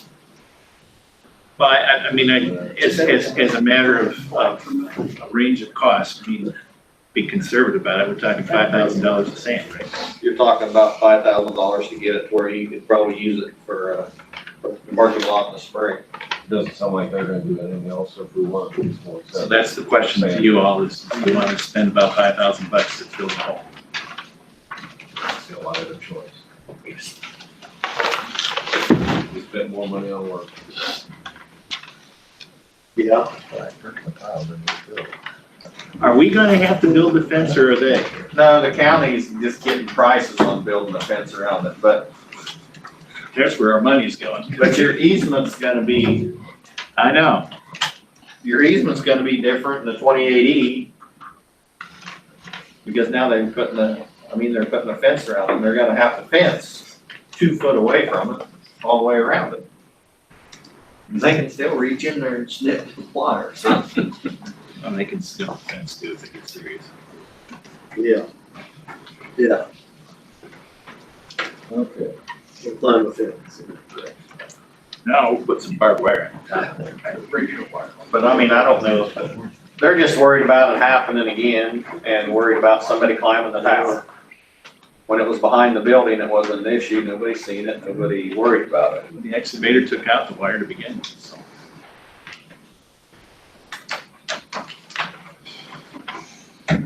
So do we have a motion to accept or not accept the building, the property as is? I move to accept it. Second. All in favor? Discuss and request direction regarding city tree dump. Yeah, I put that on there. As you know, we have the tree dump and I think it's, and the compost site is kind of out there. Basically, we're not in DNR compliance, and I actually had a resident today, this week, bring in some boxes, a bunch of stuff. He was out there, and there's been a whole bunch of garbage and windows, all kinds of stuff being dumped out there.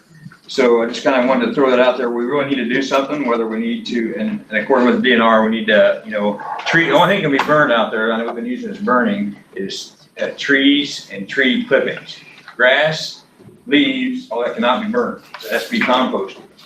So we really need to eliminate the tree clippings and the compost, and it also needs to be gated and secured and then roll that in. So I just kind of figured out, we really need to spend some money out there, whether we need to fence it, move it, do it right. Chris and I just talked about possibly, there's some, we could go with a key card system where people buy a monthly key card, kind of like a hotel room, and you go out there and key in, get your stuff, get it out, drop it off, and the camera system. The bottom line is we're gonna get, there's DNR officer was actually out there. When he was out there, this summer, he caught a guy dumping a tire out, and he, told the individual, take that back, can't be dumping a tire. And he said, okay, I'll just take it home and burn it. He said, we won't do that either. And he thought he could, burn you could use a tire to burn and start a fire. You can't do that. So, but yeah, so we're not in compliance. I just wanted to throw that on there because I know it's another one of those things we need to address and figure out in the future what we're going to do. Now's the time to figure out what we want to start doing next fall. We want to mulch, really instead of burning two is collect it all, bring in a contractor to mulch it all, and then have chips so we can distribute among the community. You can't really sell it, and then you get into another issue. So if we want to mulch and provide mulch to the community, that's another option. So there's a couple of options, kind of want to know what your direction is, what you're leaning towards, what you want to do. Do we want to move it? And that's another thing, possibly move across the South Lake Road. I know there where the rifle range is at. We talked about that. Well, yeah, that's true.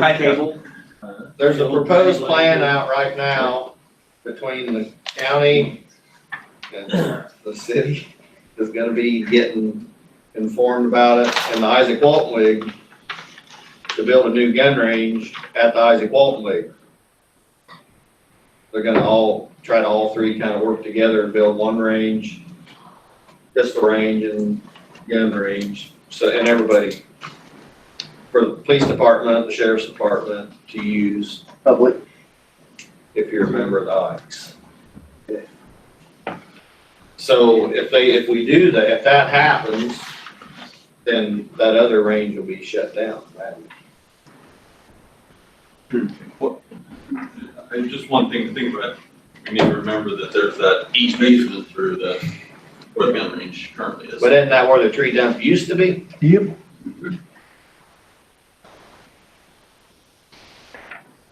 But you can't block them either. But I mean, I'm not saying we couldn't use the space, Yeah, we just have to make sure they have the access. What's the benefit of having it there versus where it's at now?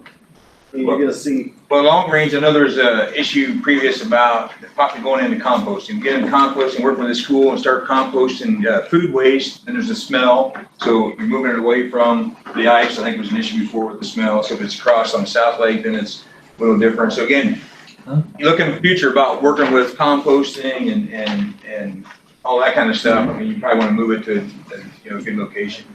There's an opportunity for that. on the south side. If you start working on developing the lake, I mean, your ball field's there, I mean, if you're gonna build a bathroom or do more camping or something, I mean, that's kind of the area that's open and cleared and kind of ready more for that, where it's close to your ball field, I mean, that area can be utilized. Shelter houses and everything's right there.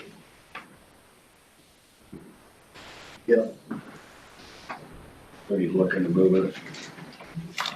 Are you thinking about, I mean, you agreeing with needing to fence it, control the access, we need to, I mean, Well, it's either we you know, either it gonna says put we it have to out. do it, we can do that pretty cheap and easy with some $25 concrete barricades and somebody going out in the morning and opening it up and closing it at night, or can't we do that?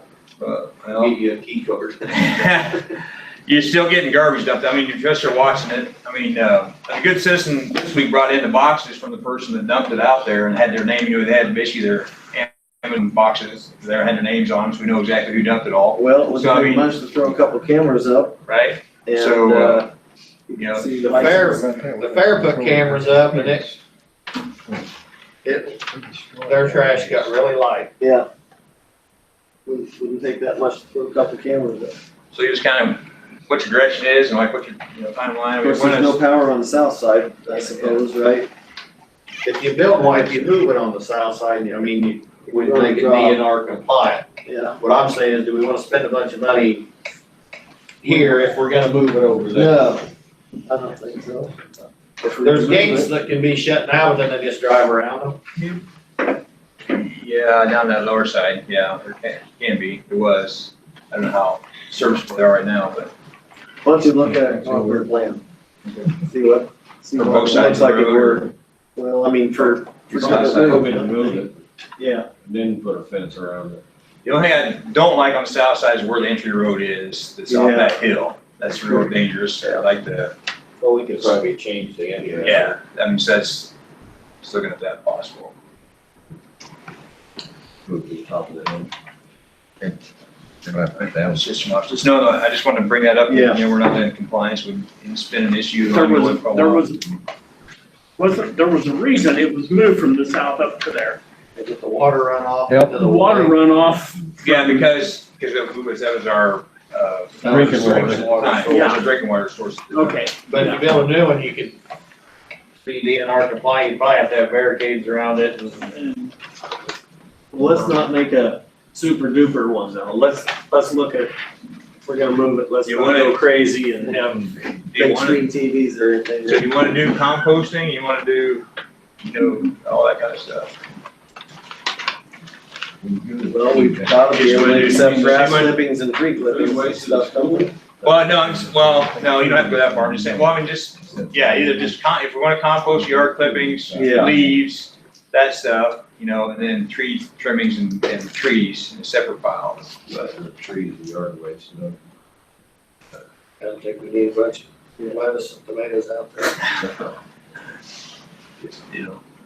But then, there's room to build on it. There's grants out there where we could get, I mean, if you want to get as far as where you start taking recycling for taking hazardous material like paint and stuff like that people have around, you can end up building a building and have a full-time man and do a lot of stuff. I'm just saying, there's grants for that out there that almost pay for that building and do that stuff. So I just want to know what your, there's a vision, what your, I guess. Bring us your vision. Just one question, Chris might know this. Where can we dispose of electronics? Right now, any hazardous waste or anything like that, you have to come. I mean, you can put one thing on the curb right now, right? They would take a computer or a monitor? Well, here's Waste another issue management with things out waste. there. We had a meeting with the waste management people. And waste, your plastics and recyclables aren't worth nothing anymore. So they really don't want them either. They went from $65 a ton down to $5 a ton for recyclables, so. So then you get a lot more, for that kind of stuff going too.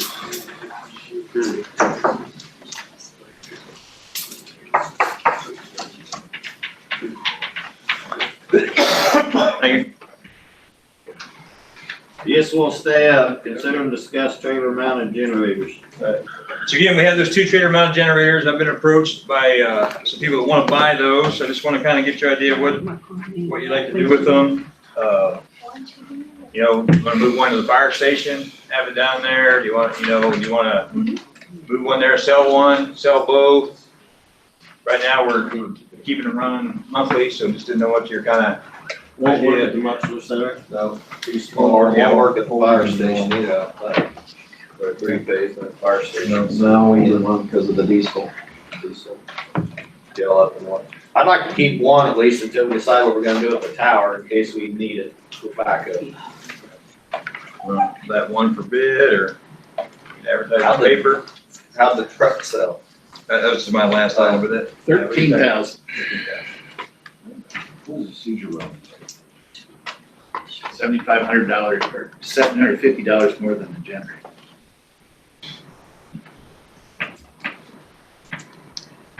Do you wanna put one up on your gov, or gov.com or whatever you got, that you put the truck on and see if you get any bites? We could. That's what you're doing this? Start out with that. I mean, it ain't gonna hurt anything, it don't cost nothing, but Okay. I guess just put it out there and see what happens. Alright. Laura might want it right now. Well, you don't know, I guess how much money they got, I guess you could have the option of possibly getting 2. Okay. Huh? We can go back to it. We can skip it. Discuss and request direction regarding seizure movement. Chief's not here, so we can skip it. We'll do it next. Consider approval of grant for IOOF cemetery. So there's a group of people that have been meeting to look at improvements to the IOOF cemetery. One of the things they've come up with is, Butch Priester spent a lot of time putting all the marking graves in the system so that it's all online. And one of the things is when you look something up, it mentions go to, and I don't know the names, Hutchins or White or whatever the section is, right? But nobody knows where those sections are. So they've come up with a plan to get some stones, monument stones, and put them as markers at each corner, just kind of decorative and make it real easy to identify the sections. This would be the foundation, the IOF foundation that's applying for the grant with some, I think one of the members of this committee is going to provide stones at cost, so he'll contribute cash to cover the difference between cost and retail. I think the cement plant's going to put money in to help or donate some cement. The city's portion would be to provide the labor to actually set the stones. So, I think this is an application for the Community Foundation grant that is due November 1st. Right, all we have in it is time and equipment. Move to approve. Second. Afterwards, I'll do it after your. All in favor? Aye. Opposed? I could cover this in reports, but just since we're talking about the cemetery, this group, it's current and former funeral directors, and Sandy and Danny and I have been meeting, and they're gonna, right now, you all sit as the commission for the IOF and the South Cemetery, and they would like to assist you by recommending that we form a separate commission, and that they would volunteer to be as members of that commission. They have an interest. They've brought some really great ideas forward about future expansion and what we need to do for maintenance and, different types of things. I didn't know that within 20 years, 80% of all burials will be cremations. And so they're talking about how do you deal with that? Because we don't have a plan for that really right now. So at some point, I'd just like to gauge your interest on, is it something you guys want to hold on to? Do you want to maintain your role as commissioners, or would you prefer that this group of interested folks that know the business could be involved? So something to think about and discuss.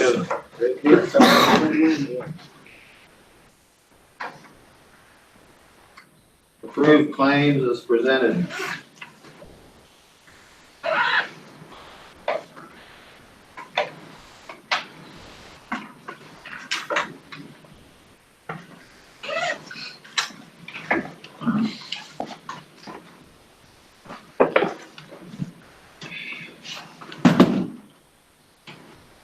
You can book me calendar. It's online calendaring, make appointments.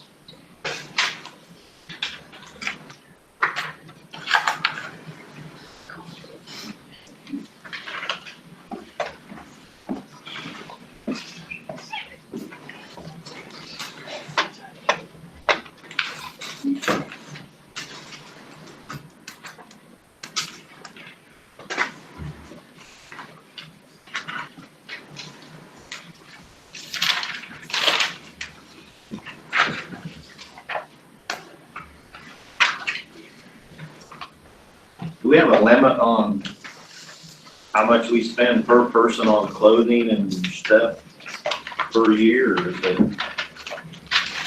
unlimited? The union contract specifies, a lot of it. What about non-union employees? It's been, past practice that non-union gets 5 shirts per year, 1 coat every other year, glasses every other year, $75 for shoes every year.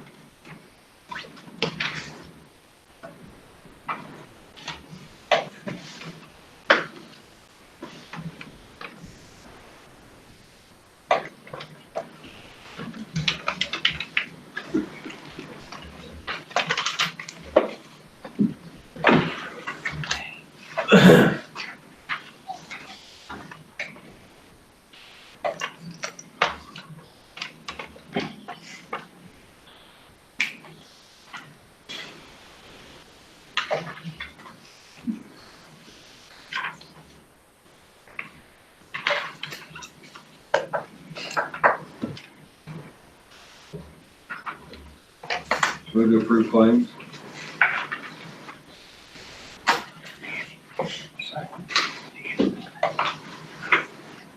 John, Yes. Earl, Yes. Jack, Yes. Darren, Yes. Public comments?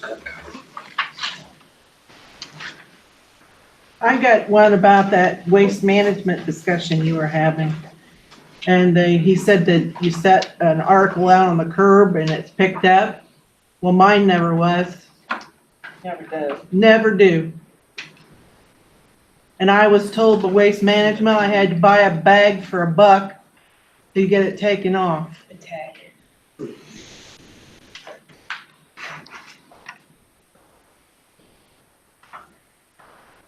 So I ended up hauling it off myself. Was that like putting your newspapers in that bag? Something like that? Nope. It was clothing. Bedding.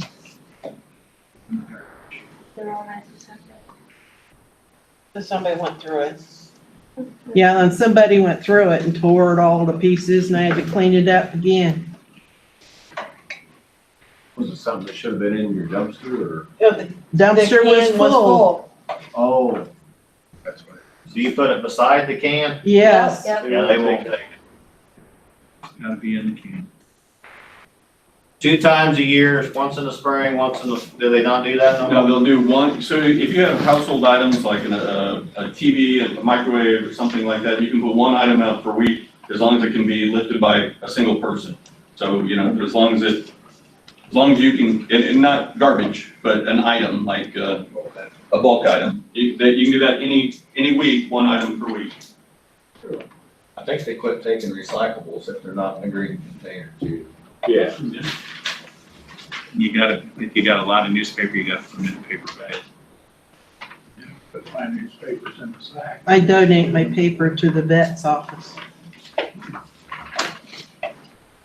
So I have have a a quick meeting. question. Yeah. So, like, we're kind of in the process of moving very slowly, but, so our can was full. So what are we supposed to do with this other stuff? Stuff. Wait till next week. Put it in the can the next week. It- that, and it was full again. So Or- what about the rest of the weeks? Go to the recycling center and pay for it. Yeah, you can take it to. You can take it out to the recycle place The waste. on Carr Waste Street, management. waste management Yeah, I place. know But where does it that is. cost? Yes. Now I ain't gonna pay to get rid of it. Depends on, yeah, kind of, some of it depends, but most of the time. Recycled, garbage is, recycled is free. Scrap iron's free and the garbage you gotta pay. I'll just find a ditch somewhere.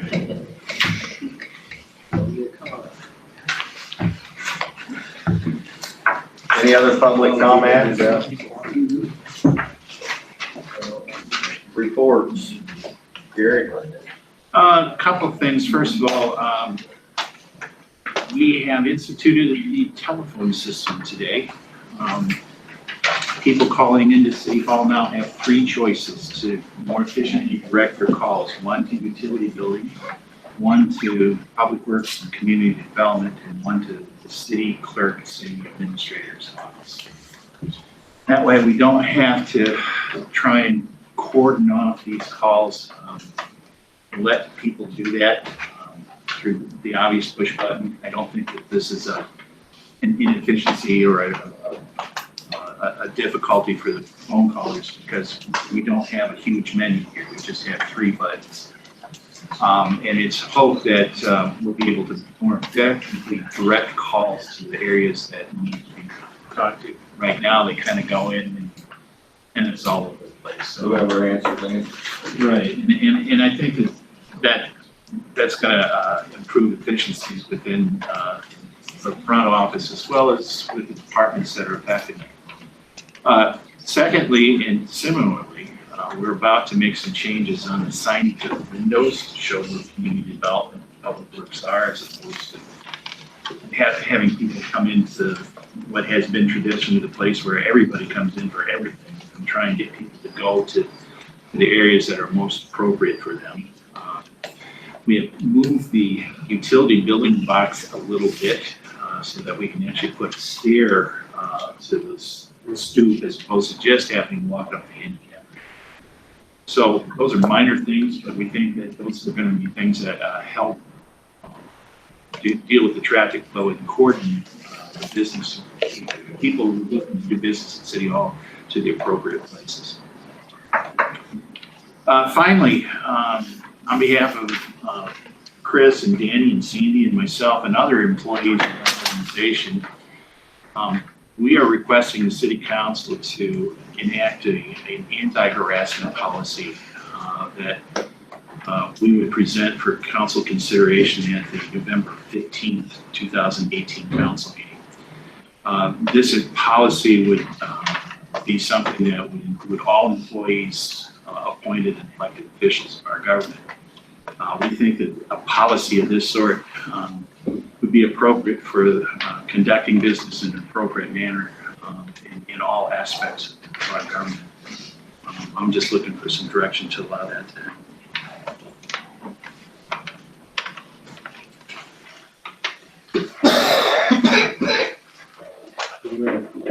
Federal guideline for that. There is some of that, and there's also a lot of city ordinances that actually have this sort of thing in place. Federal guidelines are not as, it's not as directive, if you will, because they're guidelines. They're not so much ordinance. That's something you'd work on? Sure. Yeah, I think it's a good idea. With that being said, I'm asking to be excused from the rest of this meeting. I got some issues at home that I gotta deal with. Thank you. Thanks. Danny? I gave you a printout there, just kind of, I know we had a lot of stuff, so sometimes I talk fast, I gave you a hard copy, so it shouldn't look like that. Just kind of go through some, it's in your packet. So, topics that's coming up for future council meeting for action, I wanted to just list some stuff. Gas meter purchase for approval, we need to purchase some gas meters to get ready for the AMI projects, that'll have to come up, you need to get approval authority. Electrical tariff, our electrical tariff is dated May of 1984, and it's way outdated, and that's how we do business as far as electrical, like, you know, we stop at the weatherhead, where we go, the boxes, all that kind of stuff. And so IUB, of course, IUB recommends we update that, and also working with IMA or IUMA, they're in the process of updating that too, but it's going to be a while, so I'm just gonna, I'm gonna bring that next council meeting, talk about some actions and what give you some options, what way we could go. Early bird edition survey results, I know we talked about, we've been doing that, so follow up. Actually just got the results Wednesday, so I didn't make it to the council brief, otherwise it'd been on the council agenda for action for that. So next council meeting, we can talk about that and figure out what action I want to do off those survey results out there. And then approval of the American Power Association Electrical Mutual Aid Agreement. Of course, we've had two instances here recently about mutual aid and about needing power, you know, Florida being the most recent. And right now, we have an agreement with Southern SEIC because we draw power for them. However, we're not involved with the federal mutual aid agreement, so we ever had to even call in mutual aid and use stuff with FEMA. We're not being able to be in reverse without that. So we're gonna need to approve that next meeting. Just talk about the divisions and brief about kind of what they've been doing, what's going on. They've worked, we've been, you know, the public works team's been working pretty hard in the last couple of weeks, and we've done a lot of stuff, and you kind of see through there. We're working on I&I. We sent some beet juice off for testing. We're really we're doing a sewer project, and in January and February, we're really high on our BOD. And that is so high, those 2 months, that's affecting, basically, it's gonna increase the cost of that sewer project by a fourth probably, and double the size of that. So we're really trying to isolate that, either through I&I or we're having storm sewer and sanitary sewer mixed somewhere. So we're doing smoke testing, that kind of stuff. And we're also testing beet juice because that's about the time when there's water runoff, and beet juice has a tendency to cause high BOD. So that's telling us there's maybe a connection. So we're having that tested by Iowa State University and see if there's a connection. Work on that. Streets have been, the whole street department went to basic practice for joining concrete pavements last week. And of course, the last 2 weeks, they've really been milling streets all over town. I think a lot of people have seen that, especially on Madison and Columbia and Good, East Arkansas, East Street. We've been all around milling pretty good projects. So we rented that and had it for a couple of weeks. We're gonna be starting on, of course, winterization preparation, getting ready for snow removal, of course, going through that. Electrical, again, a lot of stuff we're working on there, starting to prep for holiday lights and of course, taking out the fountain and docks and that kind of stuff with our dairy trucks. Gas, of course, been installing some new gas services recently and of course, working on repairs and valve testing and replacing stuff as normal. Water, we've been doing some water tower balancing because of the summer. Our usage is not as high as it should be because we've lost the boundary and some of that stuff. So now with the heat that we had over the last summer, some chemicals imbalance that had to do, so we had to drain the towers and work on that stuff. Of course, AMI prep with meter changes have been working on that. And of course, parks have been working hard on prepping the ball fields and pool for winter. So they're about to wrap that up here. Probably the next week we'll be done with the pool. Upcoming events the Public Works Department's working on. Next week we have 8 last members will be attending the 10-hour OSHA. Once we've completed that on next Friday, we'll be 100% for Public Works team, be 10-hour OSHA qualified, we'll be card holders. Tomorrow, actually at 10 o'clock, we have sexual harassment EO briefing here at the library. Of course, you guys are invited to that. December 5th, baseline audiology testing. So we'll be doing our hearing test OSHA requirement on December 5th. Repairing roof and gutters on the Columbia shop. The Columbia shop needs quite a bit of attention. We'll be working on some of that right there. That's a lot of hazardous ice in the winter time. T1 repair estimates. We're kind of working on that, getting some estimates on working on that transformer we talked before. Excess stored, transform inventory, we completed that. Preparation of scrap metal for recycle for the AMI project, that's nothing working on that. The last couple of things I want to talk about, just some items to report out. Parking on the square from 12 a.m. to 5 a.m., that's no parking. A ton of people parking there, so I don't know, we gotta really start enforcing that because there's snow removal especially coming up, so I don't know what the thoughts are there, but that's gonna be a concern. And it's really 18 to 20 cars a night are parking on that side of the square, so I don't know if we get the word out. We don't have the red alert anymore, so So we changed where the no parking is. This rotates. but on the outside of the square, it's all midnight to 5. Well, some of the signs are still there, so we need to move those. It's inside On, even days and outside odd days, there's none in the middle. okay. Right. So, Well, the signage needs to be changed. right, so We gotta change the ordinance, we need to change the signage. Well, Well, you just said take it's 12 that. and the sign There's no doesn't show parking it. in the middle.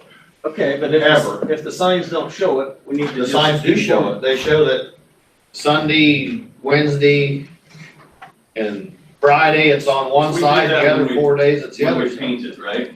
We Yeah. changed the ordinance when we painted.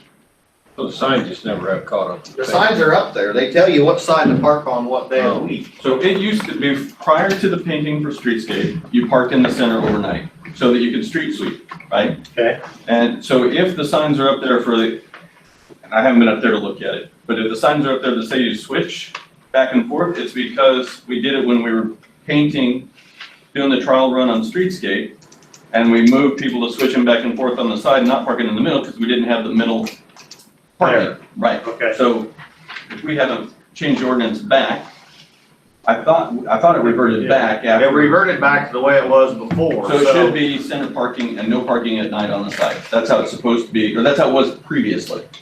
Right. And so we need to maybe check the signage and see what it Well, the is. signs right now tell you park on one side 3 days a week and the other side 4 days. I haven't seen that sign. The only signs I've seen is 12 to 5, no parking on the edges. That's all. That's on the blocks off of the square. There's no parking midnight to 5. All right, I just know we gotta straighten that out. I'll get into that sign again. Back on me. One thing, auction too, I didn't have this right on there, but auction, we grossed $15,249 yesterday. And after commission and advertisement, our share of that, we grossed, or we netted $13,307.01. And that truck sold for $13,000. So all the other stuff we sold, basically paid for the commission and everything else, and the truck $13,000. And then lastly, I had brought up to my attention about diesel fuel. I know, I think Mayor brought this up. We burn diesel fuel for our generators. So we generate once a month and whatever that is. We have 10,000 gallon tank, or actually 12,000 gallon holding tank. Then we have a service tank of about 1,320 that we use out there. And we have 2 engines, one holds about 500 on it, one holds about 300 on it. And so we burn roughly about 4,500 gallons in a year. So right now we're down about 6,200 to 7,000 gallons. So it doesn't seem timely right now to purchase fuel, because fuel's up and down. I've been reached out to the Davis County Schools, worked out with in the Davis County engineer, and we can actually buy fuel with them and partner to buy a whole truck if we wanted to buy fuel and get a cheaper rate. Worked out with the Tumla BP, talking to their bulk plant and that kind of stuff. So there's other ways to save that in time. The other issue is too, and expecting our above ground storage tanks in the last couple of days, we have some NFPA 30 issues we need to work on. There's some compliance issues. We're not locked out, we're not controlled, anti-theft, a bunch of stuff is out there not properly labeled and marked. So there's some issues before we put a lot of fuel in there. We want to fix some of that stuff and get properly trained and have things in there. So, I talked to the state fire marshal that does above ground storage tanks this morning, and he didn't recommend calling and doing a whole inspection because, of course, we don't want to open that can of worms. But we do have some issues we're going to address and take care of before we put fuel in there. Okay, so. Are they within a chain link? Yes, but it's not locked. Okay. Yeah. So we need to lock that and mark that. Yeah. Thanks. Any questions? You like this format better? Talk about what's going on or not? Or? Yeah. Yeah. Speak a little faster. Speak back. Do you mind if I sit? You want to take that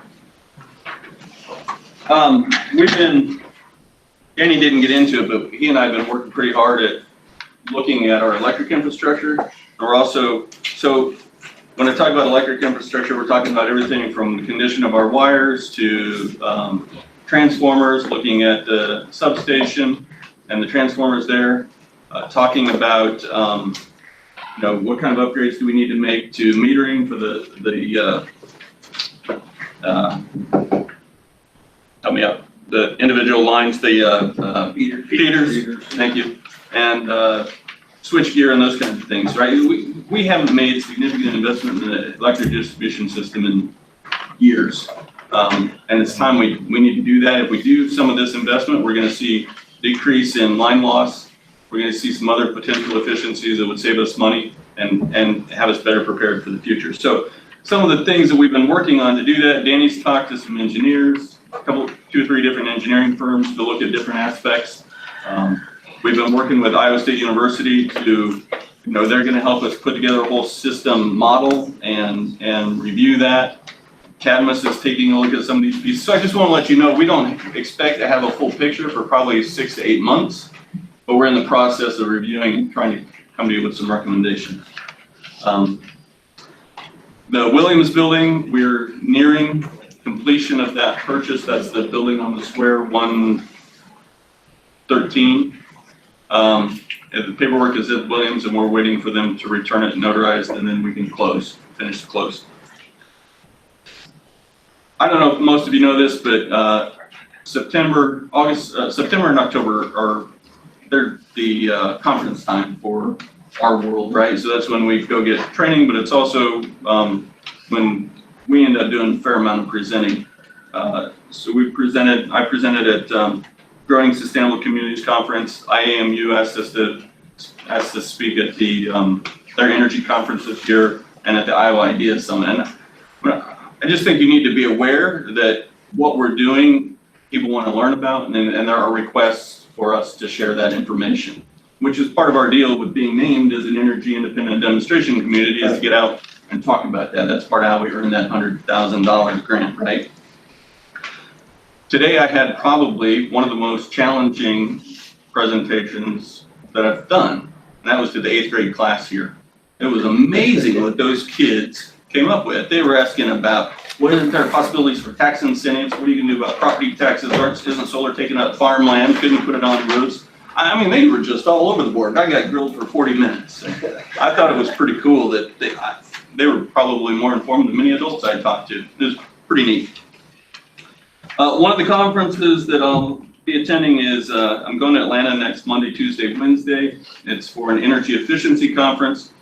The main reason I'm going down there is because, in the past we've talked about doing on-bill financing, and we got the program started and we got into a couple of hitches, and then I got detoured for about a year doing DPW stuff. But there is a federal program called the Rural Energy Savings Program that's through the USDA.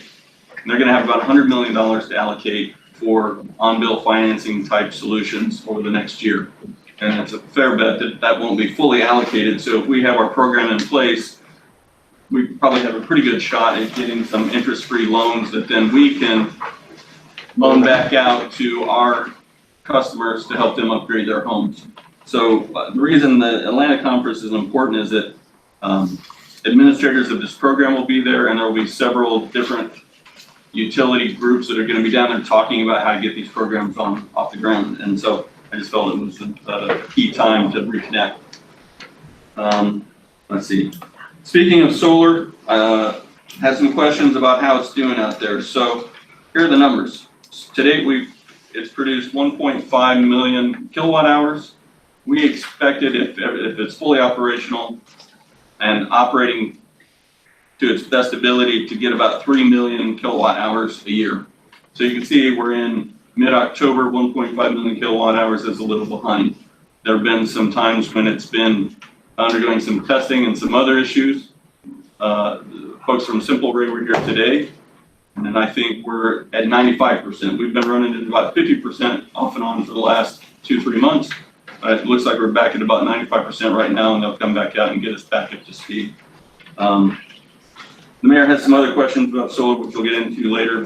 But I just, he's been saying, why haven't you been giving updates? So I want to let you know where we are on the solar. I guess that's all I've got right now. If anybody has any questions, I'd be happy to go over.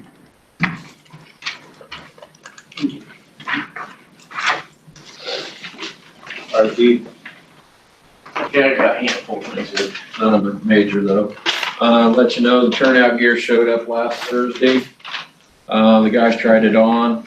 We got through everybody. We only found 2 little hitches. So we call them flying and trying to get that worked out. Second, be setting down next week, hopefully, and getting an estimate on the new air packs. We decided to go with the MSA. So now we're down to the nuts and bolts, what we can get best bang for the buck. I'll also be sitting down next week visiting with Dwayne with Raycom, working over a radio situation so we can get our best bang for our bucks there. Next item was this past week, or last week was Fire Prevention Week. This past week we've been hitting the schools pretty hard. I know the guys went down to Wigwam last Friday and got worked over pretty hard. We spent the entire day down there with pre-K through 4th, and we got worked over pretty hard. Then Marshall went down to Rainbow and Friends, and he got worked over this morning. With the fire prevention thing, it's an awesome deal. We enjoy going down there. Those little kids, they've all got stories, they've all got questions. But one of the things keeps coming up, and it's a situation that's happens every year, but the one yesterday kind of broke my heart. We were talking about smoke detectors, and a little girl in the 2nd grade class said, well, we asked mom and dad for one, but they said we can't have one. So I'm trying to trace down the little girl's parents, and I'll take care of that situation myself. But I know that's not the only time. There was at least 5 instances that question got asked yesterday, and it's not the first time. So going back, I know we've talked about inspections and regarding smoke detectors, fire extinguishers, quality of the conditions these people are living in. I would really like to see us step that up to get a comprehensive plan that's aggressive, and maybe even work with the county, because I'm going to guess majority of these kids are living in the county. And this is one little girl, it doesn't matter where she lives, I'm going to get her a smoke detector somehow. So I wanted to pass that along. It was a good day. Dave was down there all day yesterday. The kids are they're marvelous. The 4th graders are getting to the point where they can actually do a lot of the presentations. So we're very fortunate. We haven't had a civilian fatality in years. I'd like to keep it that way, but a big part of that is the school system, those kids. So next thing, I don't know how, I know there's an ordinance out there, is the house numbers. This is both as a firefighter and as an EMS person. We're struggling finding houses because there's no numbers on them. We had a call the other night, and I looked and couldn't find the house number on it. So, then the last thing I wanted to bring up, I was hoping Gary could be able to stay here. Scott from Frontline, the storm siren people, would like to know if we're still interested in going along with this purchase. We still got our sirens. I give Gary the quotes. We just need to sign it so we can move on with it, because he does have another town that's interested in buying our 3 sirens.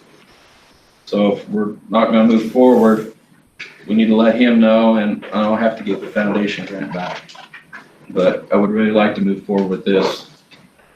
Wasn't it already approved? That's what I thought. I thought it was already approved. Well, I need a formal signature on the quotes so that I Where's can. that? Gary has them. So if somebody just give me the quotes so I can fax it back to Scott, then we're good. And I think we've been working with Chris and Danny on trying to get easements. Hopefully they're city pieces of property already, so. I think it was in December or No, we November talked last about- year, and I thought it was Remember, ready to move forward. Okay, that's fine. We'll find out for sure. Yeah, if you would, I'd appreciate it. I was hoping Gary would be here, but I know we've talked about it. And I've been working with Danny and Chris on getting easements so that we can get with the pole people. So that's all I have. Everything's going good down there. Another successful season fire prevention, and we're sitting down writing grants, working on the foundation grant and firefighter assistance grant for this year. So they'll both be due 1st of November. Fire hydrant for fire alarms. Is there any kind of programs or, grant money for like fire alarms, Smoke detectors. smoke detectors where you can hand out like 2 to a household or? I'm sure there is. I'm gonna have to dig in. Qualify or- About 10 years ago, there was a program and we got 3 cases of smoke I knew detectors. at one time we used to have some. When we opened them up, the batteries were already in them, and you can imagine what we found. Corroded them. They were no good. No, just thinking about that, when we did the light bulbs a year and a half ago, had our members go, we were able to get in about 400 homes, and we actually installed the light bulbs, and I'm thinking, that's a program that we can do probably summer after summer. It might be a great way to, we found a way to fund some of those. Can't we buy 500 fire alarms a year? Yeah. Let me dive into it. I got some connections with the fire marshal's office, but there's gotta be something out there.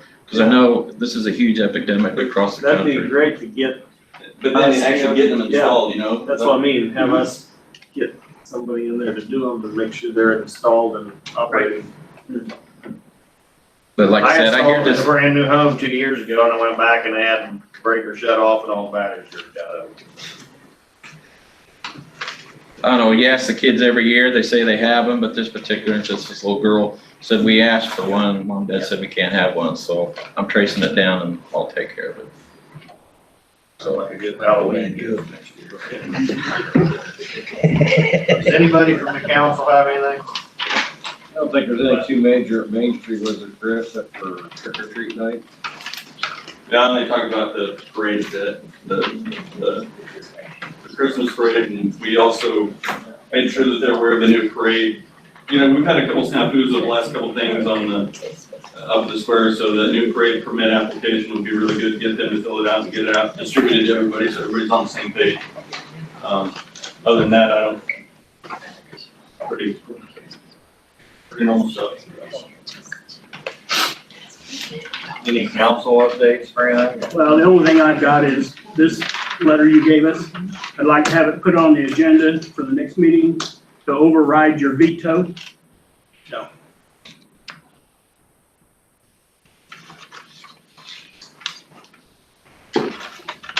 Any other comments?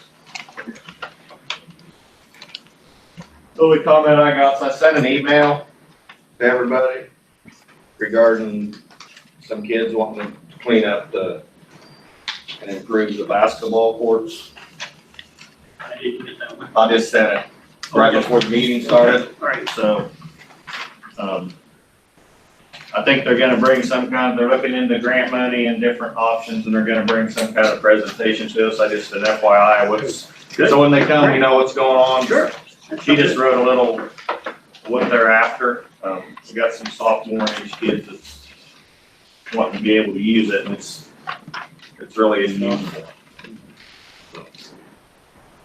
Other than that, motion to adjourn? Move to adjourn. All in favor? Aye.